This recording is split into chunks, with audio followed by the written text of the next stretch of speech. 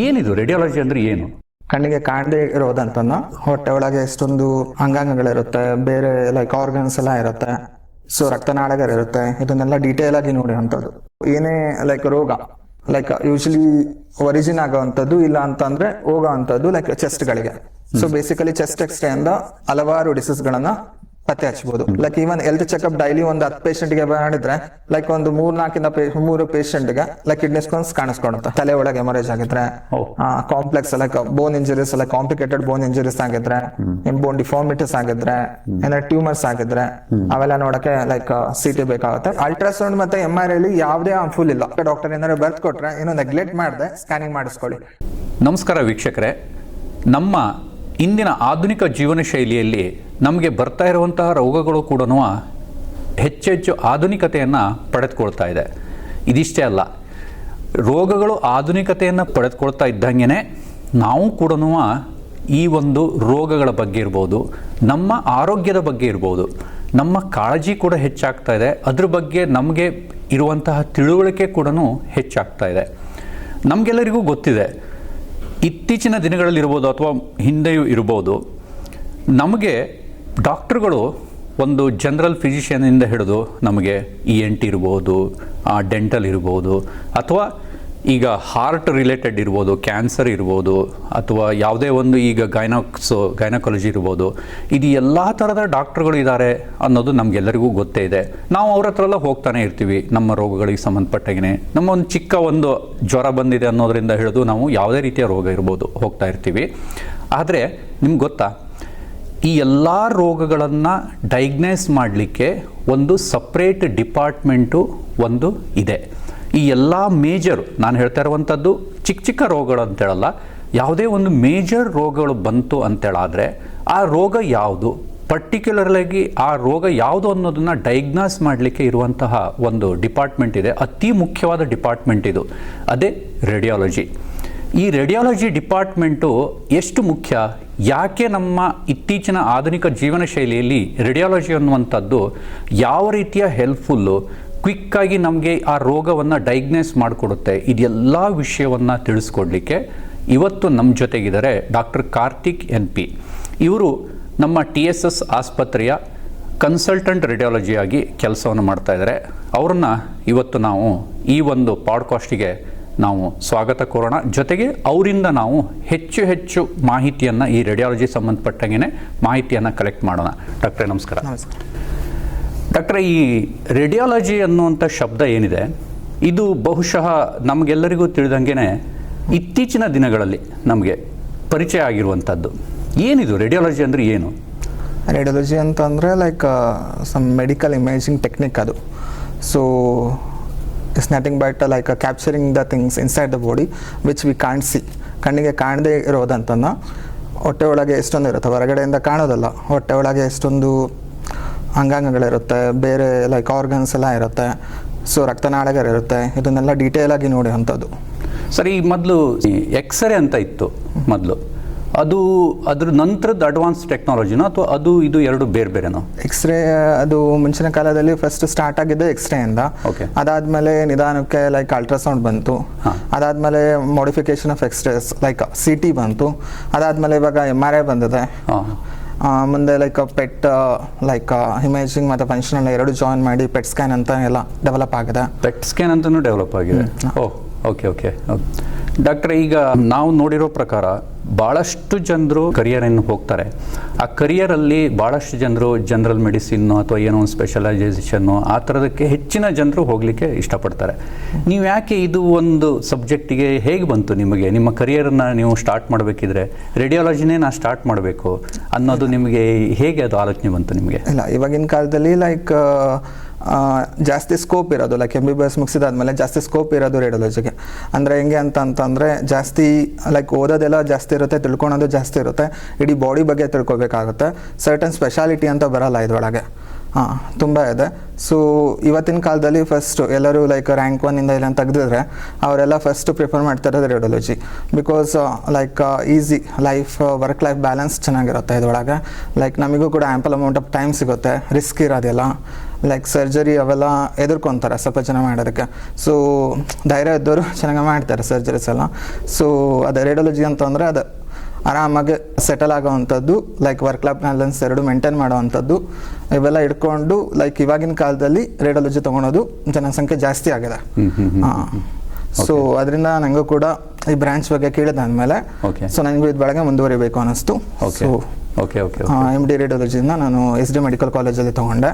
MBBS ಎಲ್ಲ ಮಾಡಿದ್ದು ದಾವಣಗೆರೆಯಲ್ಲಿ, ಹುಟ್ಟಿ ಬೆಳೆದಿದ್ದೆಲ್ಲ ದಾವಣಗೆರೆಯಲ್ಲಿ. ನಿಮ್ದು ಮೂಲ ದಾವಣಗೆರೆಯಲ್ಲೇ ಹುಟ್ಟಿ ಬೆಳೆದಿರೋದು. ಓಕೆ. ಆ್ಯಂಡ್ ನೀವು MD ಇದನ್ನ ಮಾಡಿರೋದು ಅದೇ SD ಮೆಡಿಕಲ್ ಕಾಲೇಜ್ ಧಾರವಾಡದಲ್ಲಿ ನೀವು MD ಮಾಡಿರುವಂಥದ್ದು. ಇದು ಅಲ್ಲಿಂದ ನೀವು TSS ಆಸ್ಪತ್ರೆಗೆ ನೀವು ಯಾವಾಗಿಂದ ನಿಮ್ಮ ಸೇವೆ ಶುರುವಾಯ್ತು ಇಲ್ಲಿ? MD ಮುಗಿಸಿ ಅಲ್ಲೇ SD ಮೆಡಿಕಲ್ ಕಾಲೇಜಲ್ಲಿ ವರ್ಕಿಂಗ್ಗೆ ಜಾಯ್ನ್ ಆಗಿದೆ ಸ್ಟಾಫ್ ಆಗಿ.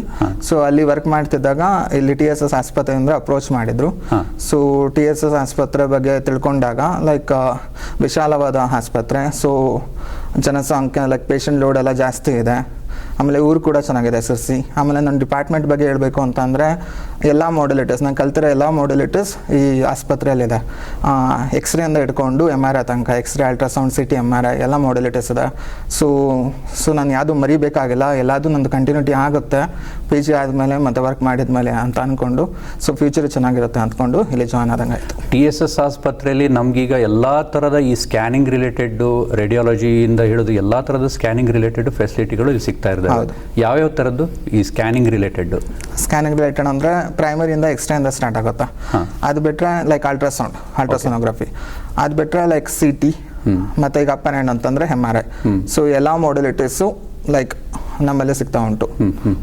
ಇದರಿಂದ ಎಲ್ಲ ರೋಗಗಳನ್ನು ಪತ್ತೆ ಹಚ್ಚಲು ಎಲ್ಲ ಸಹಕಾರಿವಾದದ್ದು. ಅಂದರೆ ಆಲ್ಮೋಸ್ಟ್ ಆಲ್ TSS ಆಸ್ಪತ್ರೆ ಅನ್ನುವಂಥದ್ದು ಏನಿದೆ, ಇದು ಒಂಥರ ಸೂಪರ್ ಸ್ಪೆಷಾಲಿಟಿ ಆಸ್ಪತ್ರೆ ಥರನೇ ಇಲ್ಲಿ ಎಲ್ಲ ವ್ಯವಸ್ಥೆಗಳು ಇಲ್ಲಿ ಸಿಗ್ತಾ, ಎಲ್ಲ ಅಡ್ವಾನ್ಸ್ ಟೆಕ್ನಾಲಜಿ ಮತ್ತು ಅದ್ರ ಜೊತೆಗೆ ಕಂಪ್ಲೀಟ್ಲಿ ಅಡ್ವಾನ್ಸ್ ಆಗಿರುವಂತಹ ಡಾಕ್ಟರ್ಗಳು ಟೀಮು, ಇದೆಲ್ಲದೂ ಇಲ್ಲಿ ಸಿಗ್ತಾ ಇದೆ ಅಂತ ನೀವು ಹೇಳ್ತಾ ಇದ್ದೀರಾ.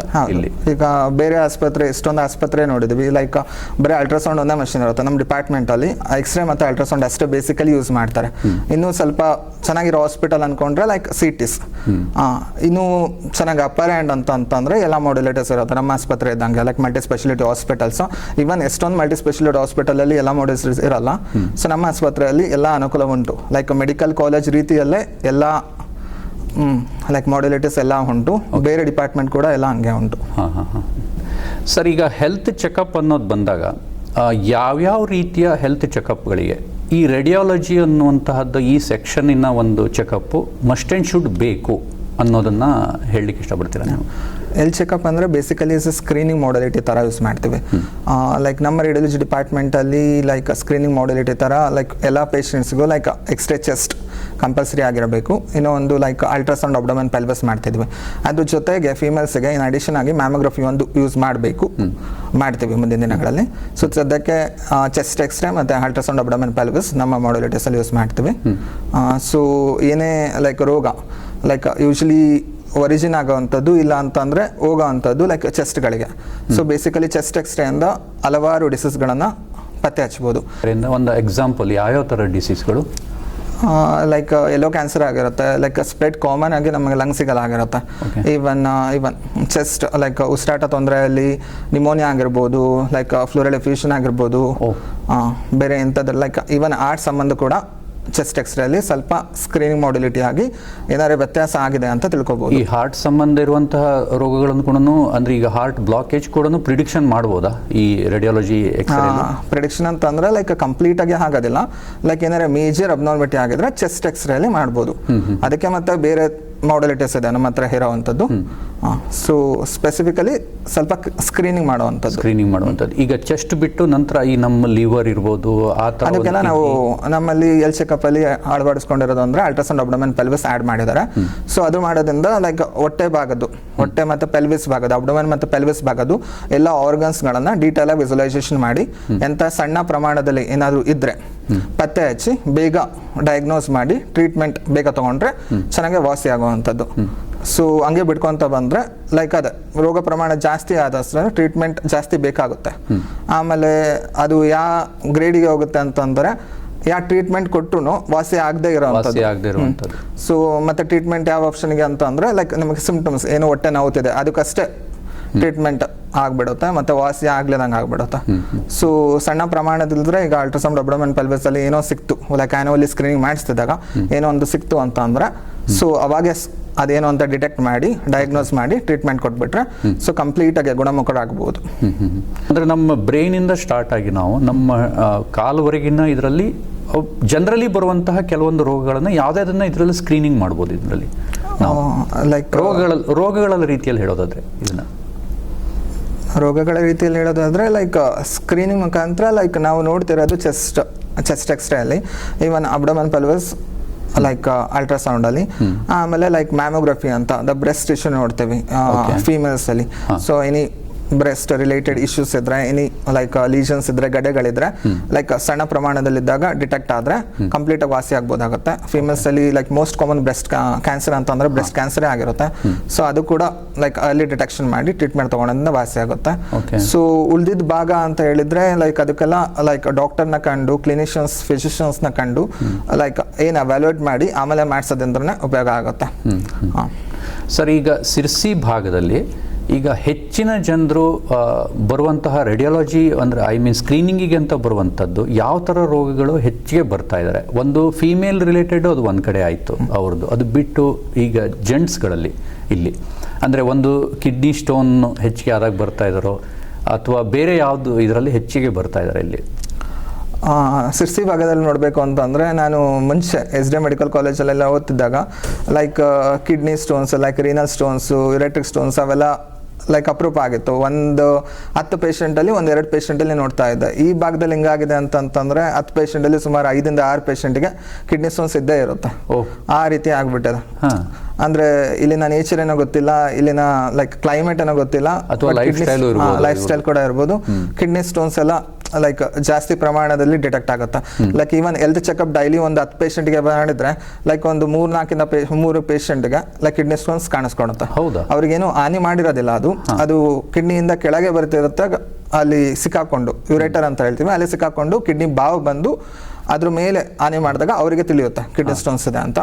ಸೊ ಇವನ್ ಕಿಡ್ನಿ ಸ್ಟೋನ್ಸ್ ಇರ್ಬೋದು, ಇವನ್ ಲಿವರ್ ಇರ್ಬೋದು, ಲಿವರ್ ಹಾಳಾಗಿರುತ್ತೆ, ಕುಡಿತದಿಂದ ಹಾಳಾಗಿರ್ಬೋದು, ಇಲ್ಲಾಂದ್ರೆ ಲೈಕ್ ಸಮ್ ಡಿಸೀಸಸ್ ಇಂದ ಹಾಳಾಗಿರ್ಬೋದು, ಫುಡ್ ಸ್ಟೈಲ್ ಇಂದ ಲೈಕ್ ಒಬೆಸಿಟಿ ಅವೆಲ್ಲ ಅಂದ್ರೆ ಫ್ಯಾಟಿ ಲಿವರ್ ಆಗಿರ್ಬೋದು, ಲೈಕ್ ಲಿವರ್ ಸಂಬಂಧಪಟ್ಟದ್ದು, ಗ್ಯಾಲ್ ಸ್ಟೋನ್ಸ್ ಆಗಿರ್ಬೋದು. ಗ್ಯಾಲ್ ಬ್ಯಾಡರ್ ಅಷ್ಟೇ ಇದ್ರೆ ಏನು ಸಮಸ್ಯೆ ಇಲ್ಲ, ಕೆಳಗೆ ಜಾರಿ ಬಂದು ಎಲ್ಲ ಗ್ಯಾಲ್ ಬ್ಯಾಡರ್ ಇನ್ಫೆಕ್ಷನ್ ಆದ್ರೆ ಇಂಥ ಸಮಯದಲ್ಲಿ ಅವಾಗ ಗೊತ್ತಾಗುತ್ತೆ. ಅದಕ್ಕಿಂತ ಮುಂಚೆನೆ ಲೈಕ್ ಗ್ಯಾಸ್ ಸ್ಟೋನ್ಸ್ ಎಲ್ಲ ನೋಡ್ಕೋಬಹುದು. ಗ್ಯಾಸ್ ಸ್ಟೋನ್ಸ್, ಇವನ್ ಪ್ಯಾಂಕ್ರಿಯಾಸ್ ಕೂಡ ಏನೋ ಸಮಸ್ಯೆ ಇದ್ರೆ ಗೊತ್ತಾಗುತ್ತೆ. ಇವನ್ ಕಿಡ್ನಿಸ್ ಹೇಳಿದ್ರೆ ಕಿಡ್ನಿ ಸ್ಟೋನ್ಸು, ಇಲೆಕ್ಟ್ರಿಕ್ ಸ್ಟೋನ್ಸು ಎಲ್ಲ ಗೊತ್ತಾಗುತ್ತೆ. ಆಮೇಲೆ ವಯಸ್ಸಾದವರಲ್ಲಿ ಲೈಕ್ ಪ್ರೋಸ್ಟೇಟ್, ಲೈಕ್ ಕಾಲ್ಮಡಿ ಚೀಲ ಸಮಸ್ಯೆ ತುಂಬಾ ಜನಕ್ಕೆ ಕಾಣ್ಬಿಡುತ್ತೆ ಇಲ್ಲಿ ವಯಸ್ಸಾದವರಲ್ಲಿ. ಸೊ ಅದು ಕೂಡ ಲೈಕ್ ಏನಾದ್ರೆ ಕಾಲ್ಮಡಿ ಚೀಲ ಇನ್ಫೆಕ್ಷನ್ ಆಗಿದ್ರೆ, ತುಂಬಾ ಜನಕ್ಕೆ ಕ್ರಾನಿಕ್ ಇನ್ಫೆಕ್ಷನ್ ಆಗಿರುತ್ತೆ. ಇನ್ನು ಸ್ವಲ್ಪ ಜನಕ್ಕೆ ಲೈಕ್ ತುಂಬಾ ಜನಕ್ಕೆ ಲೈಕ್ ಪ್ರೋಸ್ಟೇಟ್ ಎನ್ಲಾರ್ಜ್ಮೆಂಟ್ ಇಂದ ಲೈಕ್ ಯೂರಿನ್ ಸರಿಯಾಗಿ ಪಾಸ್ ಮಾಡೋಕ್ಕೆ ಆಗ್ತಿರೋದಿಲ್ಲ. ಇದು ಸೊ ಇವೆಲ್ಲ ಲೈಕ್ ಅಲ್ಟ್ರಾಸೌಂಡ್ ಅಬ್ಡೋಮೆನ್ ಪೆಲ್ವಿಸ್ ಮಾಡೋದ್ರಿಂದ ಇದಕ್ಕಿಂತ ಹೆಚ್ಚಿನಾಗಿ ಇವನ್ ಕರಳಲ್ಲಿ ಮೇಜರ್ ಏನಾರೇ ಆದ್ರೆ ಅದು ಕೂಡ ಅಲ್ಟ್ರಾಸೌಂಡ್ ಅಲ್ಲಿ ಸ್ಕ್ರೀನಿಂಗ್ ಮುಖಾಂತರ ಕಂಡುಹಿಡಿಬಹುದು. ಸೊ ಎಕ್ಸಾಕ್ಟ್ ಆಗಿ ನೋಡ್ಬೇಕು ಅಂತಂದ್ರೆ ಸಿಟಿ ಬೇಕಾಗುತ್ತೆ, but majority of the diagnosis ಎಲ್ಲ ನಾವು ಅಲ್ಟ್ರಾಸೌಂಡ್ ಅಲ್ಲೇ ಸ್ಕ್ರೀನಿಂಗ್ ಅಲ್ಲೇ ಆಗ್ಬಿಡುತ್ತೆ. ಸೊ ಅದ್ರ ಮೇಲೆ ಇನ್ನು ಡೀಟೇಲ್ ಆಗಿ ತಿಳ್ಕೊಬೇಕು ಏನಾಗಿದೆ ಅಂತಂದ್ರೆ ಮತ್ತೆ ಮೇಜರ್ ನೆಕ್ಸ್ಟ್ ಮಾಡೆಲಿಟಿ ಸಿಟಿ ಇಲ್ಲ MRI ಅವೆಲ್ಲ ಬೇಕಾಗುತ್ತೆ. ಓಕೆ. ಈಗ ಬೋನ್ ರಿಲೇಟೆಡ್ ಯಾವುದು ಗೊತ್ತಾಗಲ್ಲ, ಇದರ ಲಿಗಾಮೆಂಟ್ ಅಂಡ್ ಬೋನ್ ರಿಲೇಟೆಡ್ ಈ ನಾರ್ಮಲ್ ಸ್ಕ್ರೀನಿಂಗ್ ನಲ್ಲಿ ಇಲ್ಲ. ಸ್ಕ್ರೀನಿಂಗ್ ಅಲ್ಲಿ ಬೋನ್ ರಿಲೇಟೆಡ್ ಅಂತ ಅಂದ್ರೆ ಅದೇ ಚೆಸ್ಟ್ ಎಕ್ಸ್ರೇ ತೆಗಿಸ್ತೀವಲ್ಲ, ಎಕ್ಸ್ರೇಲಲ್ಲಿ ಗೊತ್ತಾಗುತ್ತೆ. ಬೇರೆ ಪಾರ್ಟ್ಸ್ ಎಕ್ಸ್ರೇ ತೆಗೆಸ್ಕೊಂಡ್ರೆ ಎಕ್ಸ್ರೇದಲ್ಲಿ ಗೊತ್ತಾಗುತ್ತೆ. ಲೈಕ್ ನಾರ್ಮಲ್ ಬೋನ್ಸ್ ಎಲ್ಲ ವೀಕ್ ಆದಾಗ ಲೈಕ್ ಆಸ್ಟೋಪೋರೋಸಿಸ್ ಎಲ್ಲ ಓಕೆ ರಿಬ್ಸ್ ಕೇಜ್ ಬೇರೆದೆಲ್ಲ ನೋಡ್ಬಿಟ್ಟು ಹೇಳ್ಬೋದು. ಬಟ್ ಸ್ಪೈನು ಪೆಲ್ವಿಸ್ ಬೋನ್ಸ್ ನೋಡಿದೆ ಲೈಕ್ ಆಸ್ಟೋಪೊರೋಸಿಸ್ ಎಲ್ಲ ಡಿಟೆಕ್ಟ್ ಮಾಡೋದು ಚೆನ್ನಾಗಿರೋದಿಲ್ಲ. ಸೊ ಅದು ಬಿಟ್ಟು ಲಿಗಾಮೆಂಟ್ಸು ಲೈಕ್ ಟೆಂಡೋನ್ಸ್ ಅವೆಲ್ಲ ಹೇಳ್ಬೇಕು ಅಂತಂದ್ರೆ ಹೈಯರ್ ಮಾಡೆಲಿಟಿ ಬೇಕಾಗುತ್ತೆ, ಲೈಕ್ MRI ಬೇಕಾಗುತ್ತೆ, ಸಾಫ್ಟ್ ಟಿಶ್ಯೂಸ್ ಎಲ್ಲ ಡೀಟೇಲ್ ಆಗಿ ನೋಡಕ್ಕೆ. ಅದೆಲ್ಲ ಸ್ಕ್ರೀನಿಂಗ್ ಅಲ್ಲಿ ಮಾಡಕ್ ಆಗೋದಿಲ್ಲ. ಅದರಲ್ಲಿ ಸಿಟಿ ಮತ್ತೆ MRIಗಳಲ್ಲಿ ಇನ್ನೂ ಡೆಪ್ತ್ ಆಗಿ ಮತ್ತೆ ಇನ್ನೂ ಕ್ಲಾರಿಟಿ ಆಗಿ ಅದನ್ನ ನಾವು ಚೆಕ್ ಮಾಡ್ಬೋದು. ಅಂದ್ರೆ ಓವರ್ ಆಲ್ ಅಂತಂದ್ರೆ ಈ ರೇಡಿಯಾಲಜಿ ಅನ್ನೋದು ಒಂಥರದಲ್ಲಿ ನಮ್ಮ ಇಂಟರ್ನಲ್ ನಮ್ ಬರಿಗಣ್ಣಿಗೆ ಏನ್ ಕಾಣಲ್ವೋ ಅದನ್ನ ನಮ್ಮ ಇಂಟರ್ನಲ್ ಬಾಡಿ ಒಳಗಡೆಯ ಎಲ್ಲಾ ಒಂದು ಏನೇನಾಗಿದೆ ಅನ್ನೋದನ್ನ ಕ್ಲಿಯರ್ ಆಗಿ ನೋಡ್ಬೋದು. 2D ಅಲ್ಲಿ ಎಕ್ಸ್ರೇ ಯೂಸ್ ಮಾಡಿದ್ರೆ ಲೈಕ್ 2D ಅಲ್ಲಿ ನೋಡ್ಬೋದು, ಲೈಕ್ ಬೋನ್ ಸ್ಟ್ರಕ್ಚರ್ಸ್ ನೋಡ್ಬೋದು, ಚೆಸ್ಟ್ ಲಂಗ್ಸ್ ನೋಡ್ಬೋದು, ಫ್ರಾಕ್ಚರ್ಸ್ ಎಲ್ಲ ನೋಡ್ಬೋದು.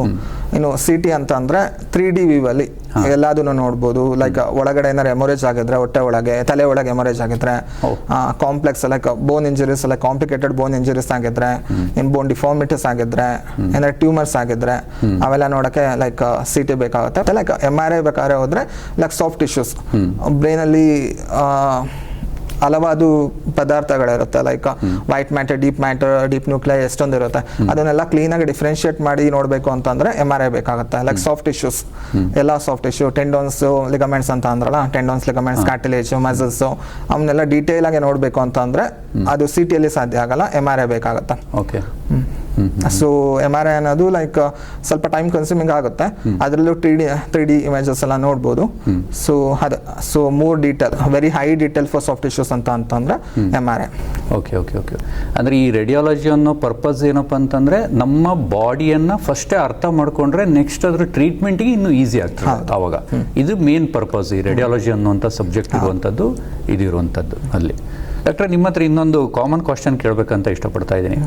ಈ ರೇಡಿಯಾಲಜಿಯಲ್ಲಿ ಈ ಎಕ್ಸ್ರೇ ಇರ್ಬೋದು, MRI ಇರ್ಬೋದು, CT ಸ್ಕ್ಯಾನ್ ಇರ್ಬೋದು, ಅಥವಾ ಯಾವುದೇ ರೀತಿಯ ಸ್ಕ್ರೀನಿಂಗ್ ಆರ್ ಸ್ಕ್ಯಾನಿಂಗ್ ಇರ್ಬೋದು, ಇದು ಮನುಷ್ಯನ ಬಾಡಿಗೆ ಏನಾದ್ರು ಹಾನಿ ಮಾಡ್ತದೆಯಾ?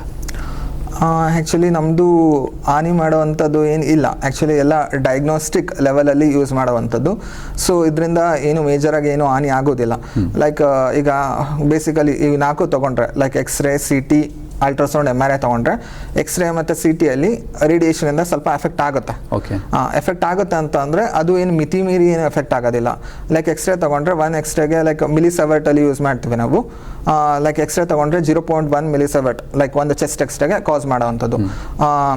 CT ಅಲ್ಲಿ ಮೇಜರ್ ಅಬ್ಡೊಮೆನ್ ಪೆಲ್ವಿಸ್ ತೊಗೊಂಡ್ರೆ ಒಂದು 10 ಮಿಲಿಸೆವರ್ಟ್ ಅಷ್ಟು ರೇಡಿಯೇಷನ್ ಎಫೆಕ್ಟ್ ಮಾಡುವಂಥದ್ದು. ಸೊ ಒಂದು 5 ವರ್ಷದಲ್ಲಿ ಒಂದು ಮನುಷ್ಯನಿಗೆ 100 ಮಿಲಿಸೆವರ್ಟ್ ಅಷ್ಟು ರೇಡಿಯೇಷನ್ಸ್ ಆದ್ರೂ ಲೈಕ್ ಯೂಶಲಿ ಏನು ಮೇಜರ್ಗೆ ಏನೋ ಎಫೆಕ್ಟ್ ಆಗೋದಿಲ್ಲ. ಸೊ ಅಂಥದ್ದು. ಸೊ ಇವೆಲ್ಲ ರೇಡಿಯೇಷನಿಂದ ಸ್ವಲ್ಪ ಹಾರ್ಮ್ ಆಗ್ಬೋದು, ಬಟ್ ಏನು ಲೈಕ್ ಕಡಿಮೆ ಪ್ರಮಾಣದಲ್ಲಿ, ಲೈಕ್ ಡಯಾಗ್ನೋಸ್ಟಿಕ್ ವೇ ಅಲ್ಲಿ ತಗೊಂಡ್ರೆ, ಲೈಕ್ ನಾವು ಯೂಸ್ ಮಾಡುವಂಥದ್ದು ಲೈಕ್ ಎಲ್ಲ ಲೋ ಡೋಸಸ್ ಟೆಕ್ನಿಕ್ ಯೂಸ್ ಮಾಡಿ ರೇಡಿಯೇಷನ್ಸ್ ಎಲ್ಲ ಕಡಿಮೆ ಮಾಡೇ ತೊಗೊಳೋದು. ಸೊ ಎಲ್ಲರೇ ಲೈಕ್ ಪ್ರೊಟೆಕ್ಷನ್ ಬೇಕಂದ್ರೆ ಪ್ರೊಟೆಕ್ಟಿವ್ ಶೀಲ್ಡ್ ಥರ ಲೈಕ್ ಲೆಡ್ ಅಪ್ರಾನ್ಸ್ ಎಲ್ಲ ಹಾಕಿ, ಇವಾಗ ತಲೆ ಸ್ಕ್ಯಾನ್ ಬೇಕಾಗಿರುತ್ತೆ, ಚೆಸ್ಟ್ ಸ್ಕ್ಯಾನ್ ಬೇಕಾಗಿರುತ್ತೆ, ಅಬ್ಡೊಮೆನ್ ಎಕ್ಸ್ಪೋಸ್ ಆಗಬಾರ್ದು ಅಂತ ಒಂದೊಂದ್ಸರಿ ಅಬ್ಡೊಮೆನ್ ಕವರ್ ಮಾಡಿರ್ತೀವಿ. ಲೈಕ್ ಆ ಥರ ಲೆಡ್ ಅಪ್ರಾನ್ಸ್ ಮಾಡಿ ಕವರ್ ಮಾಡ್ತೀವಿ ಒಂದೊಂದ್ಸರಿ. ಹಂಗೆ ಯೂಸ್ ಮಾಡೋದ್ರಿಂದ ಲೈಕ್ ರೇಡಿಯೇಷನಿಂದ ಓಕೆ ಸ್ವಲ್ಪ ಅಜಾಡ್, ಲೈಕ್ ಭಾಳ ತೊಗೊಂಡ್ರೆ ಅಜಾಡಸ್ ಆಗುತ್ತೆ. ಬಟ್ ಬೇಸಿಕಲಿ ಲೈಕ್ ನಮ್ಮ ಡಯಾಗ್ನೋಸ್ಟಿಕ್ ಪರ್ಪಸ್ ಯೂಸ್ ಮಾಡುವಂಥದ್ದು, ಡಾಕ್ಟ್ರಿಗೆ ತಿಳಿದು ಯೂಸ್ ಮಾಡುವಂಥದ್ದು ಏನೋ ಹಾರ್ಮ್ ಆಗೋದಿಲ್ಲ, ಯಾವುದೇ ರೀತಿ ಹಾರ್ಮ್ ಆಗಲ್ಲ. ಆ ಹಾರ್ಮ್ ಆಗಲ್ಲ ಅನ್ನೋದು ಕೂಡ ಇದ್ರೂ ಯಾರಿಗೆ ಇದನ್ನು ನಾವು ಸ್ವಲ್ಪ ಪ್ರಿಕಾಕ್ಷನರಿ ಇರ್ಬೋದು ಅಥವಾ ಕೇರ್ಫುಲ್ ಆಗಿ ನಾವು ಇದನ್ನು ಹ್ಯಾಂಡಲ್ ಮಾಡಬೇಕು ಅನ್ನೋದು, ಚಿಕ್ಕ ಮಕ್ಕಳಿಗೆ ಇರ್ಬೋದು ಅಥವಾ ಪ್ರೆಗ್ನೆನ್ಸಿಯವರಿಗೋ ಈ ಥರದವ್ರಿಗೆ ಏನಾದ್ರು ಇದೆಯಾ, ಅಥವಾ ಯಾವ ಥರದವರಿಗೆ ನಾವು ಈ ಸ್ಕ್ಯಾನಿಂಗ್ ಅನ್ನೋದನ್ನು ನಾವು ಸ್ವಲ್ಪ ಕೇರ್ಫುಲ್ಲಾಗಿ ಹ್ಯಾಂಡಲ್ ಮಾಡಬೇಕು ಅಥವಾ ಅವಾಯ್ಡ್ ಮಾಡಬೇಕು ಇದನ್ನ? ಸೊ ಕೇರ್ಫುಲ್ಲಾಗಿ ಅವಾಯ್ಡ್ ಮಾಡಬೇಕು ಅಂತಂತಂದರೆ ಲೈಕ್ ಎಲ್ಲ ಪೇಷಂಟಿಗೂ ಒಂದೇ ರೀತಿ ಆಗುತ್ತೆ. ಈಗ ಮುಂಚೆ ಸ್ಕ್ಯಾನ್ ಆಗಿರುತ್ತೆ ಪೇಷಂಟಿಗೆ, ಎಷ್ಟೊಂದು ಸರಿ ಸ್ಕ್ಯಾನ್ ಮಾಡಿರ್ತಾರೆ, ಡಾಕ್ಟರ್ ತ ಬಂದು ತೋರಿಸ್ಕೊಂಡಿರಲ್ಲ ಈ ಸ್ಕ್ಯಾನ್ ಮಾಡಿದ್ದೀವಿ, ಆ ಸ್ಕ್ಯಾನ್ ಮಾಡಿದ್ದೀವಿ ಅಂತ. ಇವನ್ ನಾನು ಜನರಲ್ ಆಗಿ ಮಾತಾಡ್ತಿರೋದು ಬರೀ ಎಕ್ಸ್ರೇ ಮತ್ತು CTಗೆ. ಈ ಕಡೆ ಅಲ್ಟ್ರಾಸೌಂಡ್ ಮತ್ತು MRI ಅಲ್ಲಿ ಯಾವುದೇ ಹಾರ್ಮ್ಫುಲ್ ಇಲ್ಲ, ಏನು ರೇಡಿಯೇಷನ್ ಇಲ್ಲ, ಎಂಥದ್ದು ಅಜಾಡಸ್ ಆಗೋದಿಲ್ಲ. ನಾನು ಸರ್ಟನ್ ಆಗಿ ಮಾತಾಡ್ತಿರೋದು ಎಕ್ಸ್ರೇ ಮತ್ತು CTಗೆ ಅಷ್ಟೇ. ಸೊ ಮುಂಚೆ ಸ್ಕ್ಯಾನ್ ಮಾಡಿಸ್ಕೊಂಡಿರ್ತಾರೆ, ಎಕ್ಸ್ರೇ 4 ಸರಿ 4-5 ಸರಿ ಮಾಡಿಸ್ಕೊಂಡಿರ್ತಾರೆ, ಡಾಕ್ಟರ್ಗೆ ರಿಪೋರ್ಟ್ ತೋರಿಸಿರೋದಿಲ್ಲ, ಇಲ್ಲಿ ಏನಾಗುತ್ತೆ ನೋಡೋಣ ಅಂತ ಬಂದಿರ್ತಾರೆ. ಸೊ ಪೇಷಂಟ್ ಎಲ್ಲ ಕ್ಲೀನ್ ಆಗಿ ಹಿಸ್ಟ್ರಿ ಕೊಡೋದ್ರಿಂದ ಲೈಕ್ ಡಾಕ್ಟರು ನೋಡ್ಕೊಂತಾರೆ, ಸರಿ ಸ್ಕ್ಯಾನ್ ಮಾಡಿಸಿದ್ರೆ ಬೇಡ, ಇದು ಬೇರೆ ಏನಾರ ಆಲ್ಟರ್ನೇಟಿವ್ ಹುಡ್ಕೋಣ ಏನೋ ಡಯಾಗ್ನೋಸ್ ಮಾಡೋಕ್ಕೆ ಬೇರೆದಕ್ಕೆ ಅಂತ ಹುಡ್ಕೊತಾರೆ. ಸೊ ಲೈಕ್ ರೇಡಿಯೇಷನ್ ಹಂಗೆ ತಡೆಗಟ್ಬೋದು. ಸೊ ಇವನ್ ನಮ್ಮ ಹತ್ರ ಅದೇ ಮಾಡಿಸೋದಾದ್ರು ನಾವು ಎಲ್ಲ ಎವ್ಯಾಲ್ಯೂಟ್ ಮಾಡ್ಕೊತೀವಿ, ಮುಂಚೆ ಏನು ಸ್ಕ್ಯಾನ್ ಮಾಡಿಸಿದ್ದೀರಾ ಅವು ಇವೆಲ್ಲ ಕೇಳ್ಕೊಂಡು ಯೂಸ್ ಮಾಡ್ಕೊತೀವಿ. ಲೈಕ್ ನ್ಯಾಚುರಲಿ ಹೇಳೋದಾದ್ರೆ ಲೈಕ್ ಎಲ್ಡರ್ಲಿ ಪೇಷಂಟ್ಸ್ ಅಲ್ಲಿ ಓಕೆ, ಬಟ್ ಚಿಲ್ಡ್ರನ್ಸ್ ಅಲ್ಲಿ ಮತ್ತು ಪ್ರೆಗ್ನೆನ್ಸಿಯಲ್ಲಿ ವುಮೆನ್ಸ್ ಅಲ್ಲಿ ಏನಾಗುತ್ತೆ ಅಂತ ಅಂದ್ರೆ like womens are more sensitive, radio sensitive. ರೇಡಿಯೇಷನ್ಗೆ ವುಮೆನ್ಸ್ ಸ್ವಲ್ಪ ಜಾಸ್ತಿ ರೇಡಿಯೇಷನ್ಸ್ ಅವ್ರಿಗೆ ರೀಚ್ ಆಗೋದು. ಆ್ಯಕ್ಚುಲಿ ಈಗ CT ಮಾಡಿಸೋದಾಗ್ಲಿ, CT ಚೆಸ್ಟ್, ಹೆಡ್ ಲೈಕ್ ಮತ್ತು ಎಸ್ಟಿಮೇಟಸ್ ಎಲ್ಲ ಮಾಡಿಸ್ತೀವಿ ಅಂತಂದ್ರೆ ಓಕೆ ಲೋ ರಿಸ್ಕ್ ನಡೆಯುತ್ತೆ. So females are very radio sensitive, ಯಾಕೆಂದ್ರೆ they have the vulnerable structures like pelvis ಅಲ್ಲಿ ಯುಟ್ರಸ್ ಇರ್ಬೋದು, ಓವರಿಸ್ ಇರ್ಬೋದು, ಇವನ್ ಬ್ರೆಸ್ಟ್ ಟಿಶ್ಯೂ ಇರ್ಬೋದು, ಇವೆಲ್ಲ vulnerable tissues. So they are more radio sensitive and they are more prone to cancers like breast cancer, thyroid cancer, lung cancer ಇವೆಲ್ಲ. So ಇವರಿಗೆಲ್ಲ like ALARA principle ಅಂತ ಹೇಳ್ತೀವಿ. Like as low as reasonably achievable ಅಂದ್ರೆ like very low radiation technique use ಮಾಡಿ, like ಮುಂಚೆ ಹೇಳ್ದಂಗೆ like protective shield use ಮಾಡಿ, like womens of child bearing age ಅಲ್ಲಿ ಅವರಿಗೆ ಕೇಳ್ಕೊಂಡ್ಬಿಟ್ಟು ಪ್ರೆಗ್ನೆನ್ಸಿ ರಿಲೇಟೆಡ್ ಏನಾರು ಇದನ್ನ ಲೈಕ್ ನಾನ್ ಎಮರ್ಜೆನ್ಸಿ ಕೇಸಲ್ಲಿ ಕೇಳ್ಕೊಂಡ್ಬಿಟ್ಟು ಸ್ಕ್ಯಾನ್ ಮಾಡೋದ್ರಿಂದ ಅವೆಲ್ಲ ಆಗುತ್ತೆ. ಲೈಕ್ ಚಿಲ್ಡ್ರನ್ಸ್ ಅಲ್ಲಿ ಕೂಡ like their life span is more, child ಇದ್ದಾಗ ಇನ್ನೂ ಲೈಫ್ ಸ್ಪಾನ್ ಎಷ್ಟೊಂದು ಇರುತ್ತೆ. ಸೊ ಬೇಸಿಕಲಿ ಅವರಿಗೆ ಮುಂಚೆಯಿಂದಾನೆ ಎವಲ್ಯೂಟ್ ಮಾಡ್ಕೊಂತ ಬಂದ್ರೆ ಸೊ ಯಾವುದೇ ಸಮಸ್ಯೆ ಏನು ಕಾಣಿಸ್ಕೊಳೋದಿಲ್ಲ. ಅಂದ್ರೆ ಓವರ್ ಆಲ್ ನೀವೇನು ಹೇಳಲಿಕ್ಕೆ ಇಷ್ಟಪಡ್ತಿದ್ದೀರ ನಾನು ಅರ್ಥ ಮಾಡ್ಕೊಂಡಿರೋದು, ಸರಿಯಾದ ಡಾಕ್ಟರ್ ಹತ್ರ ಹೋಗಿ ಈ ಸ್ಕ್ಯಾನಿಂಗು ಇದನ್ನೆಲ್ಲ ಮಾಡಿಸಿದ್ರು ಮಾತ್ರವ ಅದರಿಂದ ಮನುಷ್ಯನಿಗೆ ಯಾವುದೇ ರೀತಿಯ ಮೇಜರ್ ಹಾನಿಗಳು ಅಂತ ಆಗಲ್ಲ ಅಲ್ಲಿ. ಜೊತೆಗೆ ಮೊದಲೇ ಮಾಡಿಸಿದ್ರೆ ಅದನ್ನ ಫಸ್ಟ್ ಡಾಕ್ಟರಿಗೆ ತೋರಿಸೋದನ್ನ ಜನರು ಅದನ್ನ ಪೇಷಂಟ್ ಆಗಿ ಬಂದಂತವ್ರು ನನಗೆ ಈ ತರ ಆಗಿದೆ ಹಿಸ್ಟ್ರಿಯನ್ನ ಫಸ್ಟ್ ಡಾಕ್ಟರ್ ಹತ್ರ ಹೇಳ್ಕೊಂಡ್ರೆ ಇನ್ನೂ ಡಾಕ್ಟರ್ಗೆ ಈಸಿ ಆಗುತ್ತೆ, ಅದನ್ನ ಅವಾಯ್ಡ್ ಮಾಡ್ಬೋದು ಅನ್ನೋದನ್ನ ನೀವು ಹೇಳ್ತಾ ಇದ್ದೀರಾ ಇಲ್ಲಿ ಅಲ್ವಾ. ಒಂದೊಂದು ಪೇಷಂಟ್ಗೆ ಫ್ರೀಕ್ವೆಂಟ್ ಆಗಿ ಸ್ಕ್ಯಾನ್ಸ್ ಬೇಕಾಗುತ್ತೆ. ಬಟ್ ಆ ಪೇಷಂಟ್ ಉದಾಹರಣೆಗೆ ಯಾವ ತರ ಪೇಷಂಟ್ಗಳಿಗೆ ಲೈಕ್ ಕ್ಯಾನ್ಸರ್ ಲೈಕ್ ಮಾನಿಟರ್ ಮಾಡ್ತಿರ್ತೀವಿ ಒಂದು ಪೇಷಂಟ್ ನ, ಒಂದು ಲೀಷನ್ ಇರುತ್ತೆ, ಲೈಕ್ ಆ ಲೀಷನ್ ಕಡಿಮೆ ಆಗಿದಾನ ಜಾಸ್ತಿ ಆಗಿದಾನ ವರ್ಷ ಮಾನಿಟರ್ ಮಾಡಕ್ ಹೇಳಿರ್ತಾರೆ, 6 months ಇಲ್ಲಿ ಹೇಳಿರ್ತಾರೆ, ಯೂಶಲಿ ಅಲ್ಟ್ರಾಸೌಂಡ್ ಹೇಳಿರ್ತಾರೆ, ಒಂದೊಂದ್ಸರಿ CT ಕೂಡ ಹೇಳಿರ್ತಾರೆ. ಸೊ ಅಂತ ಪೇಷಂಟ್ ಅಲ್ಲಿ ರಿಪೀಟೆಡ್ ಎಕ್ಸ್ಪೋಜರ್ ಆಗುತ್ತೆ. ಸೊ ಆ ರಿಪೀಟೆಡ್ ಎಕ್ಸ್ಪೋಜರ್ ಕೂಡ ಮಿನಿಮೈಸ್ ಮಾಡೇ ತಗೊಂಡಿರ್ತೀವಿ. ಸೊ ಅವರಿಗೆ ಲೈಕ್ ಡಾಕ್ಟರ್ ಲೈಕ್ ಬೆನಿಫಿಟ್ ಏನು ಅದನ್ನ ರಿಸ್ಕ್ ಏನು ಅಂತ ತಿಳ್ಕೊಂಡೆ ಸ್ಕ್ಯಾನ್ ಮಾಡಿಸಿರ್ತಾರೆ. ಸೊ ಇವೆಲ್ಲ ಲಾಂಗ್ ಟರ್ಮ್ ಎಫೆಕ್ಟ್ಸ್, ಇಮಿಡಿಯೇಟ್ ಆಗಿ ಏನೋ ಎಫೆಕ್ಟ್ ಆಗಲ್ಲ ರೇಡಿಯೇಷನ್ಸ್ ಇಂದ. ತುಂಬಾ ವರ್ಷ ತಗೊಂಡ್ರೆ ಅಷ್ಟೇ ಎಫೆಕ್ಟ್ ಆಗುತ್ತೆ. ಸೊ ಅದು ಕೂಡ ಯೂಶಲಿ ಎಫೆಕ್ಟ್ ಮಾಡೋದು ಅಂದ್ರೆ ಲೈಕ್ ಕ್ಯಾನ್ಸರ್ ಆಗಿರ್ಬೋದು, very late related radiation cancers ಆಗಿರ್ಬೋದು, ರೇಡಿಯೇಷನ್ ರಿಲೇಟೆಡ್ ಕ್ಯಾನ್ಸರ್ಸ್ ಇರ್ಬೋದು, ಇಲ್ಲಾಂದ್ರೆ ಬ್ಲಡ್ ಸಿಸ್ಟಮ್ ಅಂತ ಆಗಿರ್ಬೋದು, like skin diseases, I problems ಬರ್ಬೋದು. ಬಟ್ ಇವೆಲ್ಲ ಲೈಕ್ ಆಪ್ಟಿಮೈಸ್ ಆಗಿ ಯೂಸ್ ಮಾಡೋದ್ರಿಂದ ಏನು ಎಫೆಕ್ಟ್ ಆಗೋದಿಲ್ಲ. ಬಟ್ ರಿಪೀಟೆಡ್ ಸ್ಕ್ಯಾನ್ಸ್ ಮಾಡ್ತಿದೀವಿ ಅಂತಂದ್ರೆ ಲೈಕ್ ಎಲ್ಲರಿಗೂ ತಿಳ್ಕೊಂಡು ಡಾಕ್ಟರ್ಗೆ ಎಲ್ಲ ತಿಳಿಸಿ ಮಾಡಿಸೋದ್ರಲ್ಲಿ ಅವಶ್ಯಕತೆ ಇದೆ. ಬಟ್ ಡಾಕ್ಟರ್ಸ್ ಕೂಡ like what is the benefit to the patient, ಅದರಿಂದ ರಿಸ್ಕ್ ಏನು ಬೆನಿಫಿಟ್ ಎಷ್ಟಾಗುತ್ತೆ ಅನ್ನೋದ್ಮೇಲೆ ಎವಲ್ಯೂಟ್ ಮಾಡಿಸಿರ್ತಾರೆ ಅವರು. ಡಾಕ್ಟರ್ ಇನ್ನೊಂದಂದ್ರೆ ವರ್ಷದ ಒಂದು ಚೆಕಪ್ ಅಂತ ಈಗಿತ್ತಿಗೆ ಶುರುವಾಗಿದ್ದು, ಮತ್ತು ಅದು ಜನರಲ್ ಪಬ್ಲಿಕ್ಕಿಗೆ ಭಾಳ ಒಳ್ಳೆಯದು ಕೂಡ. ಈಗಿನ ಲೈಫ್ ಸ್ಟೈಲಲ್ಲಿ ಇರ್ಬೋದು, ನಮ್ಮ ಯಾವುದೇ ರೀತಿಯ ಫುಡ್ ಸ್ಟೈಲಲ್ಲಿ ಇರ್ಬೋದು, ಇದರಲ್ಲಿ ನಾವು ಇಯರ್ಲಿ ಮಿನಿಮಮ್ ಒಂದ್ಸಲಿನಾರು ನಮ್ಮ ಫುಲ್ ಬಾಡಿ ಚೆಕಪ್ಪನ್ನು ನಾವು ಮಾಡಿಸ್ಬೇಕು ಅನ್ನೋದು ಅದು ಒಳ್ಳೆಯದೇ ಅದಿರುವಂಥದ್ದು. ಸೊ ಈ ಫುಲ್ ಬಾಡಿ ಚೆಕಪ್ ಅಂತ ಬಂದಾಗ ಒಮ್ಮೆ ನಾವು ಸ್ಕ್ಯಾನಿಂಗಿಗೆ ಹೋಗಲೇಬೇಕು. ಇದಕ್ಕೆ ಅದೇನು ತೊಂದರೆ ಇಲ್ಲಲ್ಲ ಆ ಥರದ್ದು ಇಯರ್ಲಿ ಒಂದು ಚೆಕಪ್ಪಿಗೆ ಅಂತ ಅವ್ರು ನಾರ್ಮಲ್ ಇರ್ತಾರೆ. ಬಟ್ ಆದ್ರೂ ಅದೇ ನಾವಲ್ಲಿ ಮಾಡೋದು ಎಕ್ಸ್ರೇ, ಚೆಸ್ಟ್ ಎಕ್ಸ್ರೇ ಅಂತ ಅಂದ್ರೆ ಅದೇ ಮುಂಚೆ ಹೇಳ್ದಂಗೆ 0.1 ಮಿಲಿಸೆವರ್ಟ್ 100 ಮಿಲಿಸೆವರ್ಟ್ ತನಕ 5 ವರ್ಷದಲ್ಲಿ ತಗೊಂಡ್ರು ಎಂತ ಹಾನಿ ಆಗುವುದಿಲ್ಲ, ರೀಸನಬ್ಲಿ ಸೇಫ್ ಅದು. ಮತ್ತೆ ಅಲ್ಟ್ರಾಸೌಂಡ್ ಮಾಡೋದ್ರಿಂದ ಅಲ್ಟ್ರಾಸೌಂಡ್ ಅಲ್ಲೂ ಸ್ಕ್ರೀನಿಂಗ್ ಮಾಡೆಲಿಟಿ ಆಗಿ ಯೂಸ್ ಮಾಡ್ತೀವಿ, ಅಬ್ಡಮನ್ ಪೆಲ್ವಿಸ್. ಅದರಿಂದ ಅಲ್ಟ್ರಾಸೌಂಡ್ ಮತ್ತೆ MRI ಅಲ್ಲಿ ಯಾವ ಅಜಾರ್ಡಸ್ ಇಲ್ಲ, ಅದು ಮಾತ್ರ ನಿಲ್ ಅಲ್ಟ್ರಾಸೌಂಡ್ ಮತ್ತೆ MRI. ಓಕೆ ಡಾಕ್ಟರ್, ಈಗ ಈ ರೇಡಿಯಾಲಜಿಯಲ್ಲಿ ಈ ರೇಡಿಯೇಷನ್ ಒಂದು ಈ ಸಬ್ಜೆಕ್ಟ್ ಅಲ್ಲಿ ಇದರಲ್ಲಿ ಒಂದು ಮೆಮೊಗ್ರಫಿ ಅಂತ ಅನ್ನೋದು ಒಂದು ಕೇಳ್ಪಟ್ಟಿದ್ದೀವಿ. ಅದರಲ್ಲಿ ಏನದು ಮೆಮೊಗ್ರಫಿ ಅಂದ್ರೆ ಏನು? ಅದು ಆ್ಯಕ್ಚುಲಿ ಅದನ್ನು ಯಾರು ಮಾಡಿಸ್ಬೇಕು, ಪ್ಲಸ್ ಯಾವ ವಯಸ್ಸಿನಲ್ಲಿ ಅದನ್ನು ಮಾಡಿಸ್ಬೇಕಾಗುತ್ತೆ? ಅದು ಮಸ್ಟ್ ಆ್ಯಂಡ್ ಶುಡ್ಡ ಅದು ಮ್ಯಾಮೋಗ್ರಫಿ ಅನ್ನೋದು ಲೈಕ್ ಅದೊಂದು like specialised screening modality, specialised medical technique, like low dose x-ray ಅಂತ ಹೇಳ್ಬೋದು. ಲೈಕ್ ಅದೇ ಸ್ಕ್ರೀನಿಂಗ್ ಮಾಡೆಲಿಟಿ ಆಗಿ ಯೂಸ್ ಮಾಡ್ತೀವಿ. ಲೈಕ್ ಬ್ರೆಸ್ಟ್ ಇಶ್ಯೂಸ್ನ ಬ್ರೆಸ್ಟ್ ಎಲ್ಲ ಏನಾರ ಇದ್ರೆ ಕಂಡುಹಿಡಿಯೋಕ್ಕೆ, ಲೈಕ್ ಗಡ್ಡೆ ಇರ್ಬೋದು, ಲೈಕ್ ಅದೇ ಲೀಷನ್ಸ್ ಏನಾರ ಇದ್ರೆ ಕಂಡುಹಿಡಿಯೋಕ್ಕೆ ಹೆಲ್ಪ್ ಮಾಡುತ್ತೆ. ಸೊ ಅದನ್ನ ಲೈಕ್ ನಮಗೆ ಗೊತ್ತಿರೋಂಗೆ like most common breast cancer females ಅಲ್ಲಿ ಬ್ರೆಸ್ಟ್, ಮೋಸ್ಟ್ ಕಾಮನ್ ಕ್ಯಾನ್ಸರ್ ಇಂದ ಫೀಮೇಲ್ಸ್ ಅಲ್ಲಿ ಬ್ರೆಸ್ಟ್ ಕ್ಯಾನ್ಸರ್ ಇದೆ. ಸೊ ಫೀಮೇಲ್ಸ್ ಅಲ್ಲಿ ರಿಕಮೆಂಡ್ ಮಾಡೋದು ಹೆಂಗೆ ಅಂತಂದ್ರೆ, ರಿಕಮೆಂಡೇಶನ್ ಹೆಂಗಿದೆ ಅಂತಂದ್ರೆ like after 40 years like average risk ಇರಲಿ ಅವರಿಗೆ, like after 40 years like annually mammography ಮಾಡಿಸೋದ್ರಿಂದ ಲೈಕ್ ಇವನ್ ಸಣ್ಣ ಲೈಕ್ ಇವನ್ 1 centimeter ಅಷ್ಟು 1 centimeterಗಿಂತ ಕಡಿಮೆ ಅಷ್ಟು ಲೈಕ್ ಏನಾದ್ರು ಲೀಷನ್ ಅಂದ್ರೆ ಗೊತ್ತಾಗುತ್ತೆ. ಅದು ಸ್ಕ್ರೀನಿಂಗ್ ಮಾಡೆಲಿಟಿ ಪ್ರಕಾರ. ಅದಾದ್ಮೇಲೆ ನೆಕ್ಸ್ಟ್ ಎವಲ್ಯೂಷನ್ ಮಾಡಿಸ್ಕೋಬಹುದು. ಸೊ ಆಫ್ಟರ್ 40 years ಆನ್ಯುವಲಿ ಮಾಡ್ಬೋದು. ಲೈಕ್ 55 years ಆದ್ಮೇಲೆ once in year or once in 2 years ಕೂಡ ಮಾಡ್ಬೋದು. ಓಕೆ ಡಾಕ್ಟ್ರೆ, ಈಗ ನಮಗೀಗ ಒಂದು ಚೆಸ್ಟ್ ರಿಲೇಟೆಡ್ ಯಾವುದೇ ಒಂದು ರೀತಿಯ ಉಸಿರಾಟದ ತೊಂದರೆ ಬಂದಾಗ ಅಲ್ಲಿ ಅಥವಾ ಯಾವುದೇ ಒಂದು ಇದಾದಾಗ ನಾವು ಮಾಡಿಸ್ಬೇಕಂತ ಹೇಳಿದ್ರಿ. ಅಂದರೆ ಅದಿದ್ದರೆ ಒಳ್ಳೇದು ಅಂತ, ಅದು ಸ್ಕ್ಯಾನಿಂಗ್ ಮಾಡಿಸೋದ್ರಿಂದ ನಮಗೆ ಅದ್ರದ್ದು ಎಕ್ಸಾಕ್ಟ್ಲಿ ಏನು ಆಗ್ತಾ ಇದೆ ಅನ್ನೋದನ್ನು ನಾವು ಪ್ರಿಡಿಕ್ಷನ್ ಮಾಡ್ಬೋದು ಅಂತೇಳಿ. ಸೊ ಜನರಲ್ ಪಬ್ಲಿಕ್ಕು ಯಾವ ಒಂದು ಸಿಂಪ್ಟಮ್ಗಳು, ಸ್ಪೆಷಲಿ ಈಗ ನೀವು ಬ್ರೆಸ್ಟ್ ಕ್ಯಾನ್ಸರ್ ರಿಲೇಟೆಡ್ ಹೇಳಿದ್ರಿ, ಅದೇ ರೀತಿಯಲ್ಲಿ ಯಾವ ರೀತಿಯ ಸಿಂಪ್ಟಮ್ಗಳು ಬಂದಾಗ ನಾವು ಇದರಿಂದ ನಾವೊಂದು ಸ್ಕ್ಯಾನ್ ಮಾಡಿಸೋಣ ಅನ್ನೋದನ್ನು ಹೋಗೋದಿದ್ರೆ ಜನರಲ್ ಪಬ್ಲಿಕ್ಕು ಅವ್ರು ಯಾವ ಥರ ಒಂದು ಸಿಂಪ್ಟಮನ್ನು ಅವರು ಅಬ್ಸರ್ವ್ ಮಾಡಬೇಕು ಹೋಲ್ ಬಾಡಿಯಲ್ಲಿ? ಅಲ್ಲಿ? ಅದೇ ಏನಾದ್ರೂ ಲೈಕ್ ತೋರಿಸ್ಕೋಬೇಕು, ಡಾಕ್ಟರ್ಗೆ ತೋರಿಸ್ಕೋಬೇಕು. ಸಣ್ಣ ಪುಟ್ಟದಿರಲಿ ಲೈಕ್ ಸಣ್ಣದು ಅಂತಂದ್ರೆ ನೆಗ್ಲೆಕ್ಟ್ ಮಾಡೋದು ಎಷ್ಟೊಂದು ಇರುತ್ತೆ. ಬಟ್ ನೆಗ್ಲೆಕ್ಟ್ ಮಾಡದೆ ತೋರಿಸ್ಕೊಂಡ್ರೆ ಲೈಕ್ ಫಿಸಿಷಿಯನ್ಸ್ ಆಗಿರ್ಬೇಕು, ಸರ್ಜನ್ಸ್ ಆಗಿರ್ಬೋದು, ಲೈಕ್ ಎವ್ಯಾಲ್ಯೂಟ್ ಮಾಡಿಬಿಟ್ಟು ಅದಕ್ಕೆ ಏನ್ ಬೇಕು ಅಂತ ನಮಗೆ ಹೇಳಿ ಕಳಿಸ್ತಾರೆ. ಸೊ ಅದನ್ನ ಮಾಡಿ ಹೋಗ್ಬೋದು. ಲೈಕ್ ಇದೇ ಅದೇ ಅಂತ ಏನಿಲ್ಲ ಸ್ಕ್ರೀನಿಂಗ್ ಅಲ್ಲಿ. ಈಗ ಡಾಕ್ಟರ್, ನಾ ಯಾಕೆ ಆ ಕ್ವಶನ್ ಕೇಳಿದೆ ಅಂತಂದ್ರೆ, ಈಗ ಉದಾಹರಣೆಗೆ ಒಬ್ಬ ಮನುಷ್ಯನಿಗೆ ರಿಪೀಟೆಡ್ಲಿ ತಲೆನೋವು ಬರ್ತಾ ಇರ್ತದೆ ಅಂತ ಇಟ್ಕೊಳ್ಳಿ.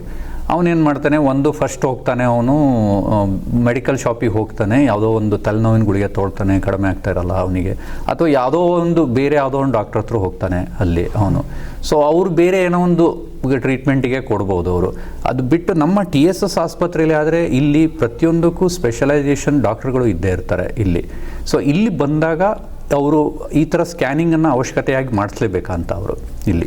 ಹೌದು, ಲೈಕ್ ತುಂಬಾ ದಿವಸದಿಂದ ಹೆಡ್ಡೇಕ್ ಇದೆ ಅಂತಂದ್ರೆ ಎಷ್ಟೊಂದು ಹಲವಾರು ಕಾರಣಗಳಿರ್ಬೋದು. ಲೈಕ್ ಸಣ್ಣದಾಗಿ ಸೈನೋಸೈಟಿಸ್ ಆಗಿರ್ಬೋದು, ಇಲ್ಲ ಅಂದ್ರೆ ತಲೆಯಲ್ಲಿ ಟ್ಯೂಮರ್ ಆಗಿರ್ಬೋದು, ಸ್ಲೋ ಗ್ರೋಯಿಂಗ್ ಟ್ಯೂಮರ್ ಆಗಿರ್ಬೋದು, ಇಂಥದ್ದೆಲ್ಲ ವಿಧಗಳಾಗಿರುತ್ತೆ. ಲೈಕ್ ಏನು ಅಂತ ಗೊತ್ತಾಗೋದಿಲ್ಲ. ಲೈಕ್ ಅದೇ ನೋಡದೆ ಲೈಕ್ ಕ್ಲಿನಿಕಲ್ ಎವ್ಯಾಲ್ಯೂಟ್ ಮಾಡಿ ಲೈಕ್ ಸೈನ್ಸ್ ಅಂಡ್ ಸಿಂಪ್ಟಮ್ಸ್ ನೋಡಿಕೊಂಡು ಡಾಕ್ಟರ್ಗೆ ಕಂಡುಹಿಡಿಯೋದು ಸ್ವಲ್ಪ ಕಷ್ಟ ಆಗಿರುತ್ತೆ. ಪೇಷಂಟ್ಗೆ ಏನಿಲ್ಲ, ಒಂದು ವಾರದಿಂದ ಲೈಕ್ ಒಂದು ವರ್ಷದಿಂದ ತುಂಬಾ ಹೆಡ್ಡೇಕ್ ಇದೆ ಸರ್, ಕಡಿಮೆನೇ ಆಗ್ತಿಲ್ಲ ಸರ್, ಅದು ಕೊಡೋ ಲಾಂಗ್ ಟರ್ಮ್ ಒಂದು ವರ್ಷದಿಂದ. ಸೊ ಹಂಗೆಲ್ಲ ಬಂದಾಗ ನಾವು ಈವನ್ ಏನಾದ್ರು ಕಾಸ್ ಇದನ್ನ ಅಂತ ರಿಲೋಟ್ ಮಾಡ್ಬೇಕಾಗತ್ತ. ಸೊ ಅದಕ್ಕೆ CT ಬ್ರೈನ್ ರಿಕಮೆಂಡ್ ಮಾಡ್ಬೋದು. ಇನ್ನು ಅಕ್ಯೂಟ್ ಫೀಚರ್ಸ್ ಇದ್ರೆ CTಯಲ್ಲಿ ಗೊತ್ತಾಗೋದಿಲ್ಲ, ಅವ್ರೇನೋ ಸಸ್ಪೆಕ್ಟ್ ಮಾಡ್ತಿದ್ರೆ ಡಾಕ್ಟರ್, CTಯಲ್ಲಿ ಗೊತ್ತಾಗೋದಿಲ್ಲ ಅಂತದ ಅಂತಂದ್ರೆ MRI ಸಜೆಸ್ಟ್ ಕೂಡ ಮಾಡ್ಬೋದು. ಹಂಗೆ ಲೈಕ್ ಪೇಷಂಟ್ಗೆ ಏನ್ ಸಿಂಪ್ಟಮ್ಸ್ ಇದೆ ಬಂದು ಹೇಳ್ಕೊಂಡ್ರೆ ಅದಕ್ಕೆ ಸ್ಕ್ಯಾನ್ ಬೇಕಾ ಬೇಡ ಅಂತ ಡಾಕ್ಟ್ರೇ ತೀರ್ಮಾನ ಮಾಡ್ಕೊಂತಾರೆ. ಎಜುಕೇಟೆಡ್ ಇದ್ರೆ ಎಲ್ಲ ಗೊತ್ತಿರುತ್ತೆ. ಅವರು ಫಿಸಿಷಿಯನ್ಸ್ ಆಗಲಿ ಸರ್ಜನ್ಸ್ ಆಗಲಿ ಅವ್ರದ್ದು ಸಬ್ಜೆಕ್ಟ್ ಅಷ್ಟೇ ಅಲ್ಲ, MBBS ಅಲ್ಲಿ ಎಲ್ಲ ಸಬ್ಜೆಕ್ಟ್ ಓದಿರ್ತಾರೆ. ಸೊ ಇದಕ್ಕೆ ಏನ್ ಬೇಕು ಅಂತ ತಿಳ್ಕೊಂಡೇ ಇರ್ತಾರೆ. ಸೊ ಅದು ತಿಳ್ಕೊಂಡು ಲೈಕ್ ಯಾವ ಸ್ಕ್ಯಾನ್ ಬೇಕು ಅನ್ನೋದು ಮಾಡಿಸ್ತಾರೆ. ಡಾಕ್ಟ್ರೇ, ಇತ್ತೀಚಿನ ದಿನಗಳಲ್ಲಿ ಭಾಳಷ್ಟು ಯುವಕರಿರ್ಬೋದು, ಮಕ್ಕಳಿರ್ಬೋದು, ಇವರೆಲ್ಲರೂ ಹೆಚ್ಚಿನ ಸಮಯ ಕುತ್ಕೊಂಡಿರೋದು ಜಾಸ್ತಿ ಆಗಿದೆ. ಕುತ್ಕೊಂಡಿರೋದು ಯಾಕಪ್ಪ ಅಂತಂದರೆ ಮೊಬೈಲ್ ನೋಡೋದು ಜಾಸ್ತಿ, ಅಥವಾ ಸ್ಕ್ರೀನಿಂಗ್ ಟೈಮ್ ಜಾಸ್ತಿ, ಲ್ಯಾಪ್ಟಾಪ್ ನೋಡೋದು ಜಾಸ್ತಿ. ಸೊ ಇದರಿಂದಾಗಿ ಅವರು ಲಿಗಾಮೆಂಟ್ಸ್ ಇರ್ಬೋದು, ಸ್ಪೈನಲ್ ಕಾರ್ಡ್ ಇರ್ಬೋದು, ಅಥವಾ ನೆಕ್ ಪೇನ್ ಬರುವಂಥದ್ದು, ಇದು ಲಾಂಗ್ ಟರ್ಮಿಂದ ಅವರಿಗೆ ಶುರುವಾಗ್ತಾ ಇದೆ. ಸೊ ಇದನ್ನು ರೇಡಿಯಾಲಜಿಯಲ್ಲಿ ನಾವು ಯಾವ ಥರದಲ್ಲಿ ನಾವು ಕಂಡುಹಿಡ್ಕೋಬೋದು? ಅದನ್ನ ಏನು ಉಪಯೋಗ ರೇಡಿಯಾಲಜಿ ಅದಕ್ಕೆ? ತುಂಬ ಕುತ್ಕೊಂಡೋದ್ರಿಂದ ಲೈಕ್ ಸ್ಟ್ರೇನ್ ಆಗ್ಬೋದು, ಲೈಕ್ ಸ್ಪೈನ್ ಸ್ಟ್ರೇನ್ ಆಗುತ್ತೆ, ಲೈಕ್ ಮಸಲ್ ಸ್ಟ್ರೇನ್ ಆಗ್ಬೋದು. ಸೊ ಬೇಸಿಕಲಿ ಬರಬೇಕು ಅಂತ ಅಂದರೆ ಎಲ್ಲ ಮಾಡ್ಯುಲಿಟೀಸ್ ಯೂಸ್ಫುಲ್ ಆಗುತ್ತೆ.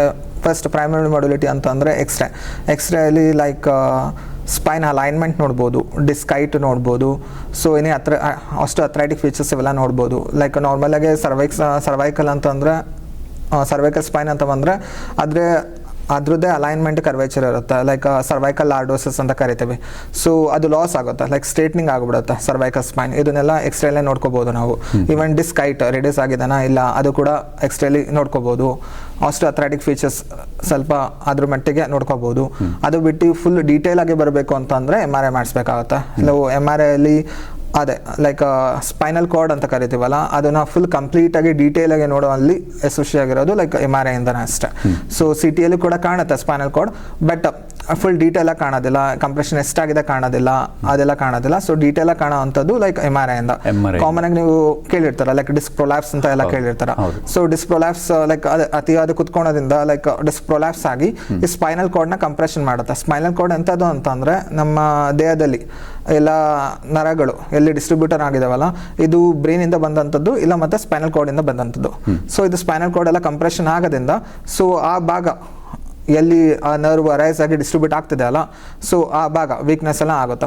ಸೊ ಇದನ್ನ ಡೀಟೇಲ್ ಆಗಿ ನೋಡೋಕ್ಕೆ MRI ಅವಶ್ಯಕವಾದದ್ದು.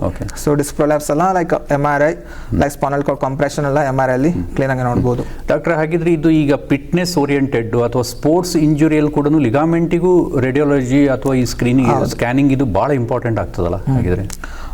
ಸೊ ಹೇಳ್ಬೇಕು ಅಂತಂದರೆ ತುಂಬ ಜಾಯಿಂಟ್ಸ್ ಇದಾವೆ ಬಾಡಿಯಲ್ಲಿ. ಸೊ ಫಿಟ್ನೆಸ್ ಅಲ್ಲಿ ಲೈಕ್ ಸ್ಪೋರ್ಟ್ಸ್ ರಿಲೇಟೆಡ್ ಅಲ್ಲಿ ಇವೆಲ್ಲ ಇಂಜುರಿ ಆಗೋದು ಕಾಮನ್.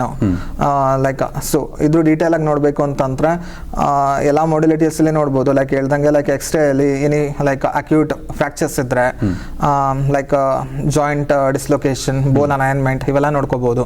ಲೈಕ್ ಸ್ಟ್ರಾಂಗ್ ಅಂತ ಅಂದ್ರೆ ಮೋರ್ ಡೀಟೇಲ್ ಆಗಿ ಅಂತಂದ್ರೆ ಲೈಕ್ ಇಲ್ಲೂ MRI ಕೂಡ ಫುಲ್ ಕ್ರೂಷಿಯಲ್ ರೋಲ್ ಪ್ಲೇ ಮಾಡುತ್ತೆ. ಸೊ MRI ಅಲ್ಲಿ ಡೀಟೇಲ್ ಆಗಿ ಲೈಕ್ ಮಸಲ್ಸ್ ಇಂದ ಇಟ್ಕೊಂಡು muscles, ligament, tendons, cartilage, bone marrow ಇದನ್ನೆಲ್ಲ ಡೀಟೇಲ್ ಆಗಿ ನೋಡ್ಬೋದು. ಲೈಕ್ ಮಸಲ್ಸ್ ಅಲ್ಲಿ ಏನಾದ್ರು ಟೇರ್ ಆದ್ರೆ ಲೈಕ್ ಯಾವ ಪ್ರಮಾಣದಲ್ಲಿ ಟೇರ್ ಆಗಿದೆ, ಯಾವ ಗ್ರೇಡ್ ಅಲ್ಲಿ ಟೇರ್ ಆಗಿದೆ, ಎಲ್ಲಿ ಟೇರ್ ಆಗಿದೆ, ಎಷ್ಟೆಂಟೇನು, ಇದನ್ನ ಲಿಗಮೆಂಟ್ಸ್ ಅಲ್ಲಿ ಕೂಡ ಇವನ್ ಲಿಗಮೆಂಟ್ಸ್ ಕಾಮನ್ ಆಗಿ ACL ಲಿಗಮೆಂಟ್ ಏರಾಗಿದ್ದಾನೆ ಅಂತ ಪೇಷಂಟ್ ಬಂದು ಒಂದೊಂದ್ಸಲಿ ಸ್ಕ್ಯಾನ್ ಮಾಡಿಸ್ಕೊಂಡು ಹೋಗೋರಿದ್ದಾರೆ. ಲೈಕ್ ಡಾಕ್ಟರ್ ಬರ್ತ್ ಕೊಟ್ಟಿದ್ರೆಲ್ಲ ಎಲ್ಲಿ ಮೊಬೈಲಲ್ಲಿ ನೋಡ್ಕೊಂಡ್ಬಿಟ್ಟು ಏನೋ ಮಾಡಿಸ್ಕೊಂಡು ಹೋಗೋರಿದ್ದಾರೆ. ಅದು MRI ಸೇಫ್ ಅಂತಾನೂ ಗೊತ್ತಿರುತ್ತೆ ಅವರಿಗೆ, ಮಾಡಿಸ್ಕೊಂಡು ಹೋಗ್ತಿರ್ತಾರೆ. ಸೊ ಇಂಥ ಲಿಗಮೆಂಟ್ಸ್ ಎಲ್ಲ ಎಲ್ಲಿ ಟೇರ್ ಆಗಿದೆ, ಎಸ್ಟೆಂಟ್ ಏನು, ಯಾವ ಜಾಗದಲ್ಲಿ ಟೇರ್ ಆಗಿದೆ, ಪಾರ್ಷಲ್ ಟೇರ್ ಆಗಿದಾನ, ಕಂಪ್ಲೀಟ್ ಟೇರ್ ಆಗಿದಾನ, ಅದು ಬಿಟ್ಟು ಎಷ್ಟೊಂದು ಲಿಗಮೆಂಟ್ಸ್ ಇದೆ ಬಾಡಿಯಲ್ಲಿ. ಸೊ ಇವನ್ ಟೆಂಡೋನ್ಸ್ ಕೂಡ ರೊಟೇಟರ್ ಕಫ್ ಟೆಂಡೋನ್ಸ್ ಅಂತ ಬರುತ್ತೆ, ಇಲ್ಲಿ 4 ಟೆಂಡೋನ್ಸ್ ಬರುತ್ತೆ ಶೋಲ್ಡರ್ ಅಲ್ಲಿ, ಆ ಟೆಂಡೋನ್ಸ್ ಇರ್ಬೋದು. ಬೇರೆ ಜಾಗದಲ್ಲಿ ಎಷ್ಟೊಂದು ಟೆಂಡೋನ್ ಬರುತ್ತೆ, ಅವೆಲ್ಲ ಟೆಂಡೋನ್ಸ್. ಏನಾದ್ರು ಇಂಜುರಿ ಆಗಿದ್ರೆ, ಸೊ ಏನಾದ್ರು ಟೆಂಡಿನೋಸಸ್ ಅಂದ್ರೆ ಇನ್ಫ್ಲಮೇಷನ್ ಏನಾರ ಆಗಿದ್ರೆ, ಲೈಕ್ ಟೆಂಡಿನೋಪತಿ ಆಗಿದ್ರೆ, ಟೇರ್ ಆಗಿದ್ರೆ, ಇವೆಲ್ಲ ಕ್ಲೀನ್ ಆಗಿ ಡೀಟೇಲ್ ಆಗಿ ನೋಡ್ಬೋದು. ಇನ್ನು ವಯಸ್ಸಾದ ಪೇಷಂಟ್ ಅಲ್ಲಿ ಅಂತ ಅಂದ್ರೆ ಲೈಕ್ ಕಾರ್ಟಿಲೇಜ್ ಟೇರ್ ಆಗಿದ್ರೆ, ಲೈಕ್ ಆಸ್ಟಿಯೋಆರ್ಥ್ರೈಟಿಸ್ ಫೀಚರ್ಸ್ ಇಂದ ಬರ್ತಿರ್ತಾರೆ. ಸೊ ತುಂಬಾ ನೋವು ಇರುತ್ತೆ, ಲೈಕ್ ವಯಸ್ಸಾಕೊಂತ ಟೇರ್ ಆಗುತ್ತೆ, ಕಾರ್ಟಿಲೇಜ್ ಸೌದೋಗೋದು, ಟೇರ್ ಆಗೋದು ಕಾಮನ್ ಆಗ್ಬಿಟ್ಟದ. ಕಾಂಟ್ರಮಲೇಷಿಯಾ ಪಟೇಲ ಅಲ್ಲಿ ಕೂಡ ಲೈಕ್ ಪಟೇಲರ್ ಕಾರ್ಟಿಲೇಜ್ ಟೇರ್ ಆಗಿರುತ್ತೆ. ಸೊ ಇದೆಲ್ಲ ಯಾವ ಪ್ರಮಾಣದಲ್ಲಿ, ಯಾವ ಗ್ರೇಡ್ ಅಲ್ಲಿ ಟೇರ್ ಆಗಿದೆ, ಎಷ್ಟು ಟೇರ್ ಆಗಿದೆ ಅಂತ ನೋಡೋದಕ್ಕೆ MRI ಹೆಲ್ಪ್ಫುಲ್ ಮಾಡುತ್ತೆ. ಈವನ್ ಸಮ್ ಫ್ರಾಕ್ಚರ್ಸ್ ಅಲ್ಲಿ ಲೈಕ್ ಸ್ಟ್ರೆಸ್ ಫ್ರಾಕ್ಚರ್ಸ್ ಅಂತ ಬರುತ್ತೆ, ಸ್ಟ್ರೆಸ್ ಫ್ರಾಕ್ಚರ್ಸ್ ಅಂತ, ಅದು ಎಕ್ಸ್ಟ್ರಾ ತೆಗ್ಸಿದಾಗ ಎಷ್ಟೊಂದ್ಸರಿ ಗೊತ್ತಾಗಿರಲ್ಲ. ಸೊ ಅವಾಗ MRI ತೆಗ್ಸಿದಾಗ ಲೈಕ್ ಫ್ರಾಕ್ಚರ್ ಅನ್ನು ಸ್ವಲ್ಪ ಡೀಟೇಲ್ ಆಗಿ ಹೇಳಿ, ಅದು ಯಾವ ಥರದ್ದು? ಸ್ಟ್ರೆಸ್ ಫ್ರಾಕ್ಚರ್ಸ್ ಅಂತ ಅಂದ್ರೆ ಲೈಕ್ ನಾರ್ಮಲ್ ಆಗಿ ಲೈಕ್ ಕಾಲು ಊರ್ದಾಗ ಸಣ್ಣದಾಗ ಫ್ರಾಕ್ಚರ್ ಆಗಿರುತ್ತೆ, ಲೈಕ್ ಪ್ರೆಷರ್ ಕೊಟ್ಟಾಗ ಆ ಕಡೆ ಲೈಕ್ ಸಣ್ಣದಾಗ ಲೈಕ್ ಫ್ರಾಕ್ಚರ್ ಆಗಿರುತ್ತೆ. ಆ ಫ್ರಾಕ್ಚರ್ಸ್ ಎಲ್ಲ ನಮಗೆ ಈಸಿಯಾಗಿ ಎಕ್ಸ್ರೇದಲ್ಲಿ ಗೊತ್ತಾಗೋದಿಲ್ಲ. ಸೊ MRI ಮಾಡಿದಾಗ ನೋವಾಗ್ತಿರುತ್ತೆ ಪೇಷಂಟ್ಗೆ, ಎಕ್ಸ್ರೇ ನಾರ್ಮಲ್ ಇರುತ್ತೆ, ನೋವಾಗಿರುತ್ತೆ. ಸೊ ಇಂಥದ್ದು ಬಂದಾಗ like MRI is very helpful in detecting this and all. Even joints ಅಲ್ಲಿ ಲೈಕ್ ಜಾಯಿಂಟ್, ಇಂಟರ್ನಲ್ ಜಾಯಿಂಟ್ ಡಿಅರೇಂಜ್ಮೆಂಟ್ ಏನಿದ್ರು ಲೈಕ್ MRI ಅಲ್ಲಿ ಲೈಕ್ ಸ್ಪಷ್ಟವಾಗಿ ಕಾಣಿಸ್ಕೊಳುತ್ತೆ. MRI ಅಂತ ಅಷ್ಟೇ ಅಲ್ಲ, ಲೈಕ್ ಅಲ್ಟ್ರಾಸೌಂಡ್ ಅಲ್ಲಿ ಕೂಡ ಈಗ MRI ಅಂತ ಅಂದ್ರೆ like it is not a live like ಇದು ಸ್ಕ್ರೀನಿಂಗ್ ಮಾಡ್ತಲ್ಲ. ಅಲ್ಟ್ರಾಸೌಂಡ್ ಅಂತ ಅಂದ್ರೆ ಲೈವ್ ಇಮೇಜಿಂಗ್ ನಾವೇ ಮಾಡ್ಕೊಂತ ನೋಡ್ತಿರ್ತೇವೆ. ಸೊ ಯಾವ್ದಾದ್ರು ಟೆಂಡೋನ್ ಲೈಕ್ ಮೂವ್ಮೆಂಟ್ ಏನಾದ್ರು ನೋಡ್ಬೇಕು ಅಂತಂದ್ರೆ ಲೈಕ್ ಅಲ್ಟ್ರಾಸೌಂಡ್ ಇಂದ ನೋಡ್ಬೋದು. ಲೈಕ್ ಅಲ್ಟ್ರಾಸೌಂಡ್ ಇನ್ನೂ ಉಪಯೋಗ ಅಂತಂದ್ರೆ ಗೈಡೆಡ್ ಪ್ರೊಸೀಜರ್ಸ್ ಮಾಡ್ಬೋದು.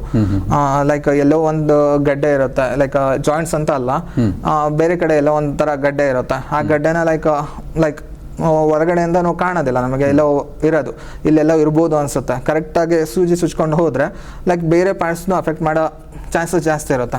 ಸೊ ಅದೇ ಟಾರ್ಗೆಟ್ ಇಟ್ಕೊಂಡು ಅಲ್ಲೇ ಹೋಗಿ ಏನಾದ್ರು ಬಯೋಪ್ಸಿ ತಗೋಬೇಕು, ಸಮ ಟಿಶ್ಯೂಸ್ ತಗೋಬೇಕು. ಇಲ್ಲಾಂದ್ರೆ ಕಾಮನ್ ಆಗಿ ಲೈಕ್ ಇಂಜೆಕ್ಷನ್ಸ್ ಕೊಡ್ತಾರೆ ಶೋಲ್ಡರ್ಗೆ, like okay ultrasound guided steroid injection ಕೂಡ ಕೊಡ್ಬೋದು. ಕರೆಕ್ಟಾಗಿ ಜಾಯಿಂಟ್ ಸ್ಪೇಸ್ ಎಲ್ಲಿಗೆ ಹೋಗ್ಬೇಕು ಅಲ್ಲಿಗೆ ಹೋಗ್ಬಿಟ್ಟು ಲೈಕ್ ಇಂಜೆಕ್ಷನ್ಸ್ ಕೂಡ ಅಲ್ಟ್ರಾಸೌಂಡ್ ಅಲ್ಲಿ ನೋಡ್ಕೊಂತ ಪಿನ್ ನೀಡಲ್ ಮೂವ್ ಆಗೋದು ಕಾಣುತ್ತಿರುತ್ತೆ. ಲೈಕ್ ಹಿಂಗೆ ಅಲ್ಟ್ರಾಸೌಂಡ್ ಗೈಡೆಡ್ ಪ್ರೊಸೀಜರ್ಸ್ ಕೂಡ ಮಾಡ್ಬೋದು. ಸೊ ಅದು ಬಿಟ್ಟು ಲೈಕ್ CT ಅಲ್ಲಿ ಅಂತಂದ್ರೆ ಲೈಕ್ ಕಾಂಪ್ಲೆಕ್ಸ್ ಬೋನ್ ಇಂಜುರೀಸ್, ಲೈಕ್ ಏನೇ ಬೋನ್ ಡಿಫಾರ್ಮಿಟಿ ಏನಾರ ಇದ್ರೆ ಅದೆಲ್ಲ ಲೈಕ್ CT ಅಲ್ಲಿ ಕಾಣುತ್ತೆ. ಸೊ ಹಿಂಗೆ ಸ್ಪೋರ್ಟ್ಸ್ ರಿಲೇಟೆಡ್ ಏನಾರ ಇಂಜುರೀಸ್ ಇದ್ರೆ so radiology place A very crucial role in that. MRI ಬಹಳ ಇಂಪಾರ್ಟೆಂಟ್. ಡಾಕ್ಟ್ರೆ, ಓವರ್ ಆಲ್ ಕನ್ಕ್ಲೂಷನ್ ಆಗಿ ಹೇಳಬೇಕಂತಂದ್ರೆ ಈ ರೇಡಿಯಾಲಜಿ ಅನ್ನುವಂಥದ್ದು ಯಾವ ರೀತಿಯ ಯೂಸ್ಫುಲ್, ಯಾವ್ಯಾವ ಸಬ್ಜೆಕ್ಟ್ಗಳಿಗೆ ಯೂಸ್ಫುಲ್ ಆಗಿದೆ, ಒಂದು ಕನ್ಕ್ಲೂಷನ್ ಆಗಿ ನಾವು ಇದನ್ನ ಹೇಳಬೇಕಂತಂದ್ರೆ ಮೆಡಿಕಲ್ ಸಿಸ್ಟಮ್ ಅಲ್ಲಿ ರೇಡಿಯಾಲಜಿಗೆ ಅದ್ರೇ ಆದಂಥ ಇಂಪಾರ್ಟೆನ್ಸ್ ಅದ. ಈಗ ಯಾವುದೇ ಡಿಸೀಸ್ ಇರಲಿ ಫಸ್ಟ್ ಅದನ್ನು ಡಯಾಗ್ನೋಸ್ ಮಾಡಬೇಕು ಅಂದರೆ ಅದಕ್ಕೆ ಮುಂಚೆ ಹೇಳ್ದಂತೆ ಲೈಕ್ ಕಾಣೋದಿಲ್ಲ ಒಳಗಿರೋದು. ಸೊ ಡಯಾಗ್ನೋಸ್ ಮಾಡಬೇಕು ಅಂತಂತಂದರೆ ಫಸ್ಟ್ ಡಯಾಗ್ನೋಸಿಸ್ಗೆ ಹೆಲ್ಪ್ ಮಾಡೋದು ರೇಡಿಯಾಲಜಿ ಅಂತದ್ದು. ಸೊ ಎಷ್ಟೊಂದು ಮಾಲ್ಯೂಡಿಸ್ ಪ್ರಕಾರ ರೇಡಿಯಾಲಜಿ ಡಿಸೀಸನ್ನು ಡಿಟೆಕ್ಟ್ ಮಾಡಿ ಡಯಾಗ್ನೋಸ್ ಮಾಡೋಕ್ಕೆ ಹೆಲ್ಪ್ ಮಾಡುತ್ತೆ.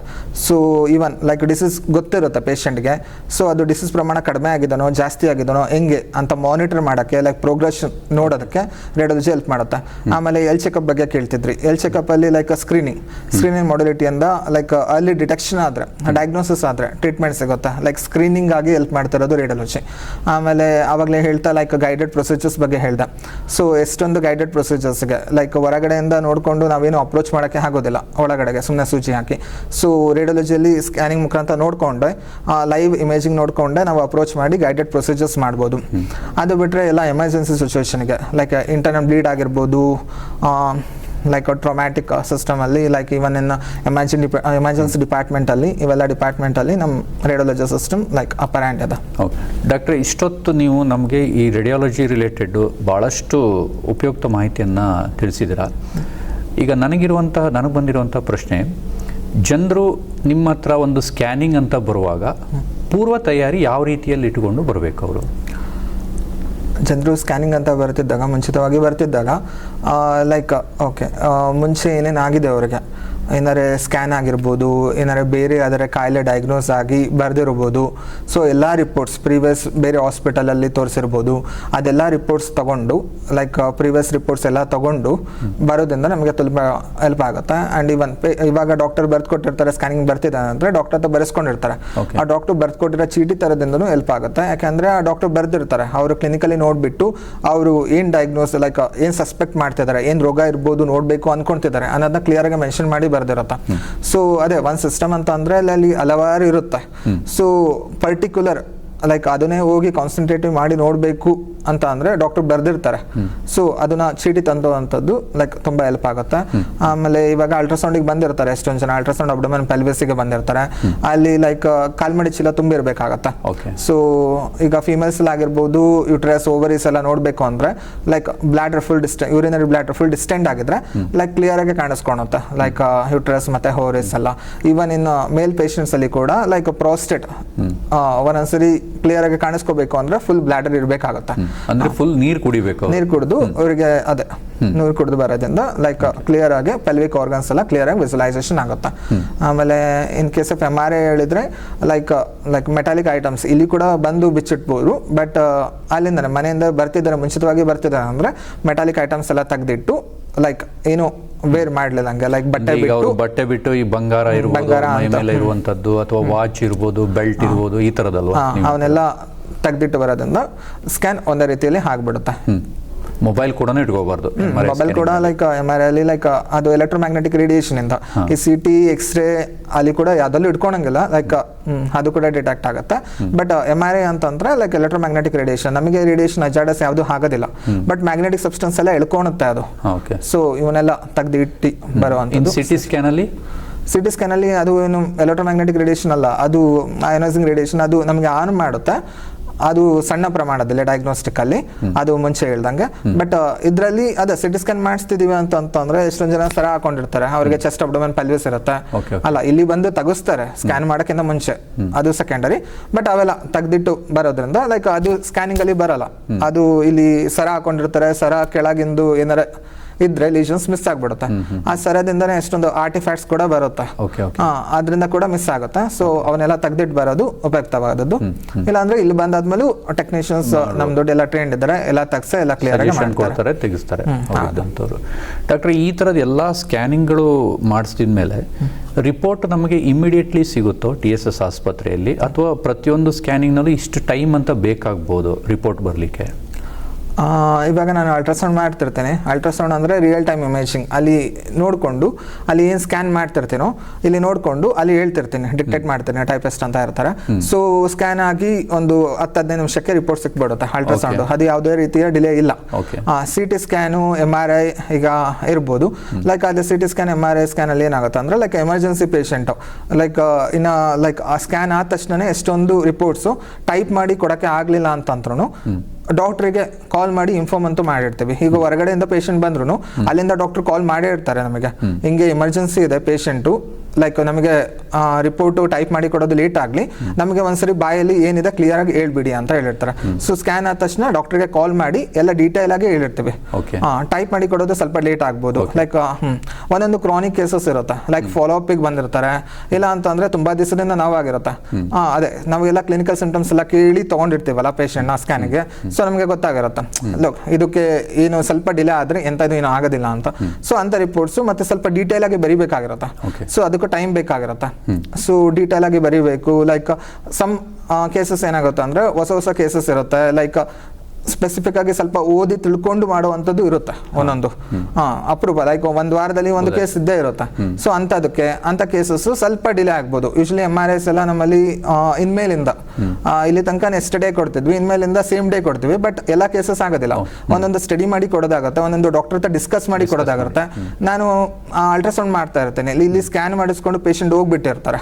ಸೊ ನಾನು ಇಮೇಜಸ್ ನೋಡಿರಲ್ಲ, ಒಂದೊಂದು ಇಮೇಜಸ್ ಸರಿ ಬಂದಿರಲ್ಲ. ಸೊ ಆಮೇಲೆ ಇಮೇಜಸ್ ಸರಿ ಬಂದಿರಲ್ಲ, ಅದೊಂದಾಗ್ಲಿ. ಆಮೇಲೆ ಅದೇ ನಮ್ಮಲ್ಲಿ ಎಲ್ಲ ಮಾಡ್ಯುಲಿಟೀಸ್ ಇರೋದ್ರಿಂದ ಲೈಕ್ ಈಗ MRI ಸ್ಕ್ಯಾನ್ ಮಾಡಿಸ್ಕೊಂಡಿರ್ತಾರೆ, ಆ ಪೇಷಂಟ್ಗೆ MRI CT ಎರಡು ಒಂದೇ ಅಲ್ಲ. ಸೊ CT ಅಲ್ಲಿ ಕೂಡ ಆ ಪೇಷಂಟ್ ಎವಲ್ಯೂಟ್ ಮಾಡ್ತೀವಿ, ಅಂದ್ರೆ ದುಡ್ಡು ಕಟ್ಟಿಸ್ಕೊಳೋದಿಲ್ಲ, ಒಂದೊಂದು ಪಾರ್ಟ್ ಅಂದ್ರೆ ಜಾಸ್ತಿ ಅಲ್ಲ, ಆ ಪಾರ್ಟ್ ಇಂದ ಏನೋ ನೋಡ್ಬೇಕಾಗಿರುತ್ತೆ ನಾವು. ಸೊ ಕಂಪ್ಲೀಟ್ ಆಗಿ ಕರೆಕ್ಟ್ ರಿಪೋರ್ಟ್, ಅಕ್ಯುರೇಟ್ ರಿಪೋರ್ಟ್ ಕೊಡಕ್ಕೆ ಬೇರೆ ಕಡೆ ಅಂತಂದ್ರೆ ಸಜೆಸ್ಟೆಡ್ CT ಇಲ್ಲ ಸಜೆಸ್ಟೆಡ್ CT ಮಾಡಿಸಿರ್ತೀವಿ, MRI ಬೇಕು ಅಂದ್ರೆ ಸಜೆಸ್ಟೆಡ್ MRI ಬರ್ದಿ ಕೊಡ್ತಾರೆ. ಬಟ್ ಅದು ಅವ್ರ ಪ್ರಾಕ್ಟೀಸ್ ಆಗುತ್ತೆ ಕಾಮನ್ ಆಗಿ. ಬಟ್ ನಮ್ಮಲ್ಲಿ ಲೈಕ್ ಒಂದು ಸ್ಕ್ಯಾನ್ ಮಾಡಿಸ್ಕೊಂಡ್ರೆ ಮತ್ತೆ ಇನ್ನೊಂದು ಸ್ಕ್ಯಾನ್ಗೆ ದುಡ್ಡು ಕಟ್ಟಿಸ್ಕೊಳೋದು ಏನು ಅಂತ, ಅದೇ ಪಾರ್ಟಿಗೆ ಸ್ಕ್ಯಾನ್ ಮಾಡ್ತಿದ್ದಾಗ. ಸೊ ನಾವು ಏನ್ ಮಾಡ್ತೀವಿ, ನೆಕ್ಸ್ಟ್ ಹೋಗಿರ್ತಾರೆ, ನಾನು ಆಮೇಲೆ ನೋಡಿರ್ತೇನೆ. ಸೊ ನೆಕ್ಸ್ಟ್ ಟೈಮ್ ಮತ್ತೆ ಬಂದು CT ಕಟ್ಸ್ ತಗೊಂಡು ಅದೇ ಟೈಮ್ಗೆ ರಿಪೋರ್ಟ್ ಕೊಟ್ಟು ಕಳಿಸ್ತಾ ಇರ್ತೀವಿ. ಇಲ್ಲ ಮತ್ತೆ ಸ್ಟಡಿ ಬೇಕಾದ್ರೆ ಸ್ವಲ್ಪ ಪೇಷಂಟ್ಗೆ ಅಕ್ಯುರಸಿ ರಿಪೋರ್ಟ್ ಬೇಕಿದ್ರೆ ಲೈಕ್ ಅದಕ್ಕೆ ಸ್ವಲ್ಪ ನಂಗೆ ಸ್ಯಾಟಿಸ್ಫೈ ಆಗ್ಬೇಕಲ್ಲ, ನಂಗೆ ಕೊಟ್ಟಿದ್ದೀನಿ ರಿಪೋರ್ಟ್ ಅಂತಂದ್ರೆ ಎಲ್ಲ ಕ್ಲಿಯರ್ ಆಗಿದೆ, ಅಕ್ಯುರೇಟ್ ಆಗಿದೆ, ಚೆನ್ನಾಗಿದೆ, ಪೇಷಂಟ್ ಮಾಡಿಸ್ಕೊಂಡಿದ್ದಾರೆ ಅಂತಂದ್ರೆ ಪೂರ್ತಿ ಪ್ರಮಾಣದಲ್ಲಿ ಹೋಗ್ತಿದ್ದಾರೆ ಅನ್ನೋಕ್ಕೆ ಲೈಕ್ ಎಲ್ಲ ಕ್ಲಿಯರ್ ಆಗಿ ರಿಪೋರ್ಟ್ ಕೊಡೋದಕ್ಕೆ ಸ್ವಲ್ಪ ಟೈಮ್ ಬೇಕಾಗತ್ತೆ ಅಷ್ಟೇ. ಬೇರೆ ಬೇರೆ ಆಸ್ಪತ್ರೆಗಳಲ್ಲಿ ಅಲ್ಲಿ ರೇಡಿಯಾಲಜಿಸ್ಟ್ ಅನ್ನೋದು ಇರೋದೇ ಇಲ್ಲ ಅಲ್ಲಿ. ಸೊ ಅಂಥವರು ಅಲ್ಲಿಂದ ನಾವು ಆನ್ಲೈನ್ ರಿಪೋರ್ಟನ್ನು ಮಾಡಿಕೊಡ್ತೀನಿ ಅಂತ ಹೇಳ್ತಾರೆ ಅವರು. ಇಲ್ಲಿಗೆ ಹೋಲಿಸಿದರೆ ಅದು ಹೆಚ್ಚಿಗೆ ಅನುಕೂಲನೋ ಇಲ್ಲಿ ಹೆಚ್ಚಿಗೆ ಅನುಕೂಲ ಇದೆಯೋ? ಅದೇ ಲೈಕ್ ಅಲ್ಲಿ ರೇಡಿಯೋಲಜಿಸ್ಟ್ ಇರೋದಿಲ್ಲ ಅಂತಂದರೆ ಅದೇ ರೇಡಿಯೋಲಜಿಸ್ಟ್ ಸ್ವಲ್ಪ ಶಾರ್ಟೇಜ್ ಇರುತ್ತೆ. ಲೈಕ್ ಎಲ್ಲ ಕಡೆ ರೇಡಿಯೋಲಜಿಸ್ಟ್ ಇರೋಕ್ಕೆ ಆಗೋದಿಲ್ಲ, ಸಿಗೋದಿಲ್ಲ ರೇಡಿಯೋಲಜಿಸ್ಟ್ ಅಂತ ಸೆಂಟೆನ್ಸಲ್ಲಿ ಏನು ಮಾಡ್ತಾರೆ, ಬರೀ ಸ್ಕ್ಯಾನಿಂಗ್ ಮಾಡಿಸಿ ಸ್ಕ್ಯಾನಿಂಗ್ ಇಮೇಜಸ್ನ ಕಳಿಸಿ ಅದು ಹೆಂಗಿದೆ ನೋಡಿಕೊಂಡು ರಿಪೋರ್ಟ್ ಮಾಡಿ ಕೊಡೋಕ್ಕೆ ಹೇಳ್ತಾರೆ. ಲೈಕ್ ಇಲ್ಲಿ ಅಂತಂದ್ರೆ ಲೈಕ್ ಇಲ್ಲಿ ರೇಡಿಯೋಲಜಿಸ್ಟ್ ಇಲ್ಲೇ 24/7 ಇಲ್ಲೇ ಇರ್ತೀವಿ. ಸೊ ಸ್ಕ್ಯಾನ್ ಆದಾಗ ಪೇಷಂಟ್ ನೋಡಿಕೊಂಡು ಆ ಟೈಮಲ್ಲಿ ಇಲ್ಲ ಅಂತಂದ್ರೂ ಸ್ಕ್ಯಾನಿಂಗ್ ನೋಡ್ತಿದ್ದಾಗ ಪೇಷಂಟ್ ಹತ್ರ ಮಾತಾಡ್ಕೊಂಡು ಏನಾಗಿದೆ ಅಂತ ತಿಳ್ಕೊಂಡು ನೆಕ್ಸ್ಟ್ ಡಾಕ್ಟರ್ ಎಲ್ಲ ಗೊತ್ತಿರ್ತಾರೆ, ಡಾಕ್ಟರ್ನ ಕೇಳ್ಕೊಂಡು ಅವ್ರು ಏನು ನೋಡಬೇಕು ಅನ್ನೋದು, ಪೇಷಂಟಿಗೆ ಏನು ತಿಳ್ಕೊಬೇಕು ಆ ಇಮೇಜಿಂಗಲ್ಲಿ ಅಂತ ತಿಳ್ಕೊಂಡು ಎಲ್ಲ ಮಾತೇಳಿ ಲೈಕ್ ಏನಾದ್ರೆ ಲೈಕ್ ಎಷ್ಟು CT ಈಗ MRI ಮಾಡಿಸಿರ್ತಾರೆ, MRIಗಿಲ್ಲಿ ಸರ್ಟನ್ ಸ್ವಲ್ಪ ಏನೋ ಗೊತ್ತಾಗಿಲ್ಲ ಅಂತಂತಂದ್ರೆ ಅಲ್ಟ್ರಾಸೌಂಡ್, ನಮ್ಮಲ್ಲೇ ಅಲ್ಟ್ರಾಸೌಂಡ್ ಇದೆ, ನಮ್ಮಲ್ಲೇ CT ಇದೆ, ಆ ಪಾರ್ಟಿಂದು ಬೇಕಾದ್ರೆ ಅಲ್ಟ್ರಾಸೌಂಡಲ್ಲೂ ಹಿಂಗೆ ಕಾಣುತ್ತೆ, CTಯಲ್ಲೂ ಹಿಂಗೆ ಕಾಣುತ್ತೆ, ಪೇಷಂಟ್ಗೆ ಚಾರ್ಜ್ ಮಾಡಿದೆ ಇದನ್ನು ನೋಡಿಕೊಂಡು ಲೈಕ್ ಡೀಟೇಲ್ ಆಗಿ ರಿಪೋರ್ಟ್ ಕೊಟ್ಟರೆ ಅನುಕೂಲವಾಗುತ್ತೆ. ಅಲ್ಲ ರಿಪೋರ್ಟಿಗೆ ಅಂತಂದರೆ ಅದೆಲ್ಲೋ ಇರ್ತಾರೆ, ಸುಮ್ಮನೆ ಇರ್ತಾರೆ, ನಾನೇ ಎಷ್ಟೊಂದು ಮಾಡಿದ್ದೀನಿ, ಸುಮ್ಮನೆ ಏನೋ ಬರ್ದಿರ್ತೀವಿ, ಅವಾಗ ಪೇಷಂಟ್ ತೊಗೊಂಡೋಗ್ತಾರೆ, ಪೇಷಂಟು ನಮಗೆ ಗೊತ್ತಿಲ್ಲ, ಡಾಕ್ಟ್ರು ನನಗೆ ಗೊತ್ತಿಲ್ಲ, ಹೊರಗಡೆ ಅದು ಯಾವ ಪ್ಲೇಸು ಅಂತಲೂ ಗೊತ್ತಿರಲ್ಲ, ಲೈಕ್ ಹಿಂಗೆ ಹೋಗಿರುತ್ತೆ ಎಷ್ಟೊಂದು ಕಡೆ. ಸೊ ಇನ್ಹೌಸ್ ರೇಡಿಯೋಲಜಿಸ್ಟ್ ಇಲ್ಲೇ ಇದ್ರೆ ಲೈಕ್ ಎಲ್ಲ ಸಂಪರ್ಕಗಳಿಂದ ಎಲ್ಲ ಕರೆಕ್ಟಾಗಿ ಆಗುತ್ತೆ. ಅಂದರೆ ಈಗ ಇನ್ಹೌಸ್ ರೇಡಿಯಾಲಜಿಸ್ಟ್ ಇದ್ದರೆ ಒಂದು ಪೇಷಂಟ್ಗಳಿಗೂ ಕ್ವಿಕ್ಕಾಗಿ ಮತ್ತು ಕರೆಕ್ಟಾಗಿ ಡಯಾಗ್ನೋಸ್ ಆಗಿ ರಿಪೋರ್ಟ್ಗಳು ಸಿಗ್ತವೆ ಅಂತ. ಪೇಷಂಟ್ಗಳಿಗೂ ಎಷ್ಟೊಂದು ಕನ್ಫ್ಯೂಷನ್ ಇರುತ್ತೆ, ಲೈಕ್ ಸ್ಕ್ಯಾನ್ ಮಾಡಿಸಿದಾದ್ಮೇಲೆ ಡಾಕ್ಟರ್ ಹಿಂಗೆ ಅಂತಿದ್ದಾರೆ, ಈ ಸ್ಕ್ಯಾನಿಂಗ್ ಮಾಡಿ ಡಾಕ್ಟರ್ ಏನಂತ ಕೇಳೋಣ, ಹಂಗೆ ಇರುತ್ತೆ. ಲೈಕ್ ಓಪನ್ ಆಗಿ ಮಾತಾಡೋದಿರುತ್ತೆ, ಎಷ್ಟೊಂದು ಜನ ಕುತ್ಕೊಂಡು ಗಂಟೆಗಟ್ಟಲೆ 20 ನಿಮಿಷಗಟ್ಟಲೆ ಲೈಕ್ ಮಾತಾಡ್ತಿರ್ತಾರೆ, ಲೈಕ್ ಮತ್ತೆ ಹೇಳ್ಬೇಕಾಗತ್ತೆ ಡಾಕ್ಟರ್ ಇದ್ದೀನಿ ಬೇಸಿಕಲಿ ಲೈಕ್ ರೇಡಿಯೋಲಜಿಸ್ಟ್ ಅಂತ ಅಂದ್ರೆ MBBS ಮಾಡಿ MD ಮಾಡಿರೋದು. ಸೊ ಮತ್ತೆ ಕೇಳಿದಾಗ ನನಗೆ ಎಷ್ಟು ಗೊತ್ತಿದೆ ಅಷ್ಟು ಹೇಳಿ ಉಳಿದಿದ್ದು ಮತ್ತೆ ಲೈಕ್ ಸ್ಪೆಷಾಲಿಟಿ ಅವ್ರ ಸ್ಪೆಷಾಲಿಟಿ ಡಾಕ್ಟರ್ ಇರ್ತಾರೋ ಅವ್ರು ಹೇಳ್ತಾರೆ ಅಂತ ಹೇಳಿ ಕಳಿಸ್ಬೋದು, ಲೈಕ್ ಎಷ್ಟು ಅಂತ ಹೇಳಿ. ಸೊ ಎಷ್ಟೊಂದು ಜನ ಪೇಷಂಟ್ಸು ಸುಮ್ಮನೆ ಬಂದಿರ್ತಾರೆ, ಎಲ್ಲೋ ಹೇಳ್ತಾರೆ ಸ್ಕ್ಯಾನ್ ಮಾಡಿಸ್ಕೋಬೇಕು ಅಂತ, ಸೊ ಬಂದು ಸ್ಕ್ಯಾನ್ ಮಾಡಿಸ್ಕೊಂಡಿರ್ತಾರೆ. ಅಂದ್ರೆ ನಾರ್ಮಲ್ ಆಗಿ ನಾವು ಲೈಕ್ CT ಅವೆಲ್ಲ ಲೈಕ್ ಬರೆದು ಕೊಟ್ಟೋರ್ದು ಲೈಕ್ ಏನಾರ ಅಜಾಡಸ್ ಆಗುತ್ತೆ ಅಂತ ಎಂತ ಮಾಡೋದಿಲ್ಲ. ಸೊ ನಾರ್ಮಲಿ ಅವರಿಗೆ ಸ್ಕ್ಯಾನ್ ಬೇಕು ಅಂತ ಬಂದಿರ್ತಾರಲ್ಲ, ಸೊ ಅಲ್ಟ್ರಾಸೌಂಡು MRI ಎಂತ ಅಜಾಡಸ್ ಆಗೋದಿಲ್ಲ, ಎಂಥದ್ದು ಆಗೋದಿಲ್ಲ, ಲೈಕ್ ಬೇಸಿಕಲಿ ಹೇಳಿರ್ತಾರೆ. ಸೊ ಸ್ಕ್ಯಾನ್ ಮಾಡಿಸ್ಕೊಂಡು ಎಷ್ಟೊಂದು ಜನ ಪೇಷಂಟ್ ಅನ್ನೇ ಕೇಳ್ತಾರೆ ಯಾವ ಡಾಕ್ಟರ್ಗೆ ತೋರಿಸ್ಬೇಕು, ಏನಾಗಿದೆ ಅಂತ ಎಲ್ಲ. ಸೊ ನಮ್ಮ ಹಾಸ್ಪಿಟಲಲ್ಲಿ ಎಲ್ಲ ರೀತಿಯ ಲೈಕ್ ಎಲ್ಲ ಸ್ಪೆಷಾಲಿಟಿ ಇದ್ದಾರೆ, ಈವನ್ ಸೂಪರ್ ಸ್ಪೆಷಾಲಿಟಿ ಎಷ್ಟೊಂದು ಬ್ರಾಂಚಸ್ ಇಂದ ಎಲ್ಲ ಕಡೆ ಲೈಕ್ ವೀಕಿಗೆ ಎಷ್ಟು ದಿನ ಅಂತ ಬರ್ತಾರೆ, ತಿಂಗಳಿಗೆ ಎಷ್ಟು ದಿನ ಅಂತ ಬಂದು ನೋಡಿ ಹೋಗೋರಿದ್ದಾರೆ. ಸೊ ಎಲ್ಲ ರೀತಿಯ ಸೌಲಭ್ಯ ಇದೆ. ಸೊ ಅದೇ ಆನ್ಲೈನ್ ಅಂತ ಅಂದ್ರೆ ಲೈಕ್ ಅವರಿಗೆ ಏನು ಗೊತ್ತಿರೋದಿಲ್ಲ, ಅವ್ರು ಏನು ಬರೀತಿದ್ದಾರೆ ಅಂತಾನೂ ಗೊತ್ತಿರಲ್ಲ, ಪೇಷಂಟಿಗೆ ಎಲ್ಲಿ ನೋವುತ್ತಿದೆ ಅಂತಾನೂ ಗೊತ್ತಾಗಲ್ಲ. ಅಲ್ಲ ಗೊತ್ತಿರೋದಿಲ್ಲ ಅಂದ್ರೆ ನಾನೇ ಅಷ್ಟೊಂದು ಮಾಡಿದ್ದೀನಿ, ಮುಂಚೆ ಎಲ್ಲ ಮಾಡಿದ್ದೀನಿ. ಸೊ ಇನ್ಹೌಸ್ ರೇಡಿಯೋಲಜಿಸ್ಟ್ ಇದ್ರೆ ಎಲ್ಲ ಅವಶ್ಯಕತೆ ಇದೆ. ಅಂದ್ರೆ ಈಗ TSS ಆಸ್ಪತ್ರೆಯಲ್ಲಿ ಒಂದು ಸಿಂಗಲ್ ರೂಫ್ ಅಂಡರು ಒಂದು ರೇಡಿಯಾಲಜಿಯಿಂದ ಹಿಡಿದು ಪ್ರತಿಯೊಂದು ಡಿಪಾರ್ಟ್ಮೆಂಟ್ಗಳಲ್ಲಿ ಸ್ಪೆಷಲಿಸ್ಟ್ ಡಾಕ್ಟರ್ಗಳೇ ಇರೋದ್ರಿಂದ ಸೊ ಇಲ್ಲಿ ಆದರೆ ಕಂಪ್ಲೀಟ್ಲಿ ಅವರಿಗೆ ಒಂದು ರೇಡಿಯಾಲಜಿ ಡಯಾಗ್ನೋಸು ಕರೆಕ್ಟ್ ಆಗುತ್ತೆ. ಪೇಷಂಟ್ಗಳಿಗೆ ಏನೇ ಡೌಟ್ ಇದ್ರೂ ಕೂಡ ಅವರು ಇಮಿಡಿಯೇಟ್ಲಿ ಅದನ್ನು ಸಾಲ್ವ್ ಮಾಡ್ಕೊಳ್ಬೋದು. ಡಾಕ್ಟರ್ಗಳ ನಿಮ್ಮ ಜೊತೆಗೆ ಒಂದು ಡಿಸ್ಕಷನ್ ಮಾಡಿಕೊಂಡು ಅದ್ರ ಜೊತೆಗೆ ನಿಮ್ಮ ಸಜೆಷನ್ ಮೇಲೆ ಇಲ್ಲಿ ಬೇರೆ ಯಾವ ಡಿಪಾರ್ಟ್ಮೆಂಟ್ ಡಾಕ್ಟ್ರಿಗೆ ಅವರು ಕನ್ಸಲ್ಟ್ ಮಾಡ್ಬೋದು ಅನ್ನೋದನ್ನು ಕೂಡ ಇಲ್ಲೇ ಇಮಿಡಿಯೇಟ್ಲಿ ಇಲ್ಲೇ ಅವರಿಗೆ ಕಂಪ್ಲೀಟ್ ಆಗಿ ಆಗಿಬಿಡುತ್ತೆ ಅಂತ ನೀವು ಹೇಳಿಕ್ ಬಿಡ್ತೀರಾ ಡಾಕ್ಟ್ರೆ. ಈ ಎಲ್ಲವೂ ಒಂದು ಕಡೆ ಆಯಿತು. ಇನ್ನೊಂದು ಈ ರೇಡಿಯಾಲಜಿ ಸಂಬಂಧಪಟ್ಟಂಗೆ ಇಲ್ಲಿರುವಂತಹ ವ್ಯವಸ್ಥೆಯ ಸ್ಕ್ಯಾನಿಂಗ್ಗಳಿಗೆ ಇಲ್ಲಿ ದರ ಹೊರಗಡೆ ಏನು ಬೇರೆ ಬೇರೆ ಸಿಟಿಗಳಲ್ಲಿರ್ಬೋದು ಅಲ್ಲಿರುವಂತಹ ರೇಟು ಇಲ್ಲಿ ರೇಟು ಕಂಪೇರ್ ಮಾಡಿದರೆ ಇಲ್ಲಿ ರೇಟ್ ಕಡಿಮೆ ಇದೆಯೋ ಹೆಚ್ಚಿಗೆ ಇದೆಯೋ? ಇಲ್ಲಿ ರೇಟು ಅದೇ ತೀರಾನೇ ಕಡಿಮೆ ಇದೆ. ಈಗ ಅಲ್ಟ್ರಾಸೌಂಡ್ ಇರಿಸ್ಕೊಂಡ್ರೆ ಲೈಕ್ CT ಸ್ಕ್ಯಾನ್, ಇವನ್ MRI ಸ್ಕ್ಯಾನ್, ಸ್ಪೆಷಲೈಸ್ ಪಾರ್ಟ್ ನೋಡ್ಕೊಂಡ್ರೆ ಲೈಕ್ ಬೇರೆ ಕಡೆ ಕಂಪೇರ್ ಮಾಡಿದ್ರೆ ಇಲ್ಲಿ ಕಡಿಮೆ ಉಂಟು, ಕಂಪ್ಲೀಟ್ಲಿ ಕಡಿಮೆ ಉಂಟು. ಕಂಪೇರ್ ಮಾಡಿದ್ರೆ ಪೂರ ಕಡಿಮೆ ಉಂಟು. ಇದು ಅದು ಇವ್ರು ಹೇಳೋದು ಏನು ಅಂದ್ರೆ ಲೈಕ್ ನಮ್ದು ಟ್ರಸ್ಟಿ ಹಾಸ್ಪಿಟಲ್ ಆಗಿದೆ ಅಲ್ಲ, ಸೊ ಮ್ಯಾನೇಜ್ಮೆಂಟ್ ಅವರು ಟ್ರಸ್ಟ್ ಹಾಸ್ಪಿಟಲ್ ಇದ್ದಾಗ ಇಷ್ಟೇ ಇರಬೇಕು, ಜಾಸ್ತಿ ಪೇಷಂಟ್ಗೆ ಒತ್ತಡ ಆಗಬಾರ್ದು ಅನ್ನೋ ರೀತಿಯಲ್ಲಿ ನಡೆಸ್ಕೊಂತ ಹೋಗ್ತಿದ್ದಾರೆ. ಡಾಕ್ಟ್ರೆ, ಇಷ್ಟೊತ್ತು ನೀವು ನಮಗೆ ಈ ರೇಡಿಯಾಲಜಿ ರಿಲೇಟೆಡ್ಡು ಪ್ರತಿಯೊಂದು ಡೀಪಾಗಿ ಇದ್ರ ಬಗ್ಗೆ ನಮ್ಮ ಮಾಹಿತಿಯನ್ನು ಹಂಚ್ಕೊಂಡ್ರಿ. ಕಟ್ಟಕಡೆಯ ಪ್ರಶ್ನೆ ಇರುವಂಥದ್ದು, ಜನರಿಗೆ ನೀವು ಯಾವ ಮೆಸೇಜನ್ನು ಕೊಡಲಿಕ್ಕೆ ಇಷ್ಟಪಡ್ತೀರಾ?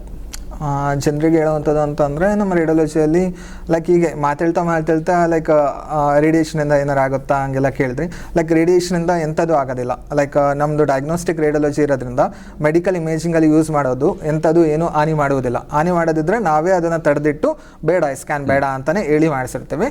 ಸೊ ಪೇಷಂಟ್ ರಿಸ್ಕ್ ಏನಿದೆ, ಬೆನಿಫಿಟ್ ಏನಿದೆ ಎಲ್ಲ ಎವ್ಯಾಲ್ಯೂಟ್ ಮಾಡೇ ಮಾಡಿಸಿರ್ತೀವಿ. ಸೊ ರೇಡಿಯಾಲಜಿ ಡಿಪಾರ್ಟ್ಮೆಂಟಿಂದ ಯಾವುದೇ ಹಾನಿ ಆಗೋದಿಲ್ಲ ಸ್ಕ್ಯಾನ್ ಮಾಡಿಸೋದ್ರಿಂದ. ಸೆಕೆಂಡಾಗಿ ಹೇಳ್ಬೇಕಂತಂದರೆ ಇವಾಗ ಡಾಕ್ಟರ್ ಏನಾದ್ರು ಕೊಟ್ರೆ ಏನೋ ನೆಗ್ಲೆಕ್ಟ್ ಮಾಡದೆ ಸ್ಕ್ಯಾನಿಂಗ್ ಮಾಡಿಸ್ಕೊಳ್ಳಿ. ಯಾಕೆಂದ್ರೆ ಡಾಕ್ಟ್ರಿಗೂ ಗೊತ್ತಿರಲ್ಲ. ಲೈಕ್ ಡಾಕ್ಟ್ರಿಗೆ ಗೊತ್ತಿರಲ್ಲ ಅಂತಂದ್ರೆ ಲೈಕ್ ಒಳಗಡೆ ಏನಾಗಿದೆ ಅವರಿಗೂ ಗೊತ್ತಾಗಿರಲ್ಲ. ಲೈಕ್ ಅವರು ಸಸ್ಪೆಕ್ಟ್ ಮಾಡ್ತಾರೆ, ಇದು ಇರ್ಬೋದು ಅಂತ ಸಸ್ಪೆಕ್ಟ್ ಮಾಡ್ತಿರ್ತಾರೆ. ಕ್ಲಿನಿಕಲಿ ಸೈನ್ಸ್ ಸಿಂಪ್ಟಮ್ಸ್ ಎಲ್ಲ ನೋಡಿಕೊಂಡು ಹಿಂಗಿರ್ಬೋದು ಅಂತ. ಸೊ ನೋಡದೆ ಸ್ಕ್ಯಾನಿಂಗಲ್ಲಿ ರಿಪೋರ್ಟ್ ಏನಿದೆ, ಸ್ಕ್ಯಾನಿಂಗಲ್ಲಿ ಏನಾಗಿದೆ, ಹೊಟ್ಟೆ ಒಳಗೆ ಏನಾಗಿದೆ, ಇಲ್ಲ ಮೆದ್ಲಲ್ಲಿ ಏನಾಗಿದೆ, ಇವನ್ನೆಲ್ಲ ನೋಡದೆ ಡಾಕ್ಟ್ರಿಗೂ ಏನು ಹೇಳೋಕ್ಕಾಗೋದಿಲ್ಲ. ಸೊ ಸ್ಕ್ಯಾನಿಂಗ್ ಮಾಡಿಸ್ಕೊಳ್ಳಿ, ನೆಗ್ಲೆಕ್ಟ್ ಮಾಡೋಕ್ಕೆ ಹೋಗಬೇಡಿ. ನೋಡಿದ್ರಲ್ಲ ವೀಕ್ಷಕರೇ, ಇಷ್ಟೊತ್ತು ನಮ್ಮ ಇಂಟರ್ನಲ್ ಬಾಡಿ ಎಷ್ಟು ಕಾಂಪ್ಲೆಕ್ಸ್ ಆಗಿದೆಯೋ ಅದನ್ನು ಇಷ್ಟು ಡೀಟೇಲ್ ಆಗಿ ಈ ರೇಡಿಯಾಲಜಿ ಅನ್ನುವಂತಹ ಒಂದು ವಿಷಯ ನಮಗೆ ಹೊರಗೆ ಹಾಕುತ್ತೆ. ಪ್ಲಸ್ ನಮಗೆ ಎಷ್ಟು ಕ್ವಿಕ್ಕಾಗಿ ನಾವು ನಮ್ಮ ಬಾಡಿಯಲ್ಲಿ ಏನು ಆಗ್ತಾ ಇದೆ ಇಂಟರ್ನಲ್ಲಿ ಅದನ್ನು ನಾವು ಕ್ವಿಕ್ಕಾಗಿ ಅದನ್ನು ನಾವು ಡಯಾಗ್ನೈಸ್ ಮಾಡ್ಬೋದು ಅನ್ನೋದನ್ನು ನಮ್ಮ TSS ಆಸ್ಪತ್ರೆಯಲ್ಲಿರುವಂತಹ ಪ್ರಖ್ಯಾತ ಕನ್ಸಲ್ಟೆಂಟ್ ರೇಡಿಯಾಲಜಿಸ್ಟು ಡಾಕ್ಟರ್ ಕಾರ್ತಿಕ್ NP ಅವರು ನಮಗೆ ಅತ್ಯಂತ ಸರಳವಾಗಿ ಇದನ್ನು ನಮಗೆ ಬಿಡಿಸಿ ಹೇಳಿದ್ದಾರೆ. ಇದಕ್ಕಾಗಿ ನಾವು ಅವರಿಗೆ ತುಂಬ ಧನ್ಯವಾದಗಳನ್ನು ಅರ್ಪಿಸ್ತಾ ಇದ್ದೀವಿ.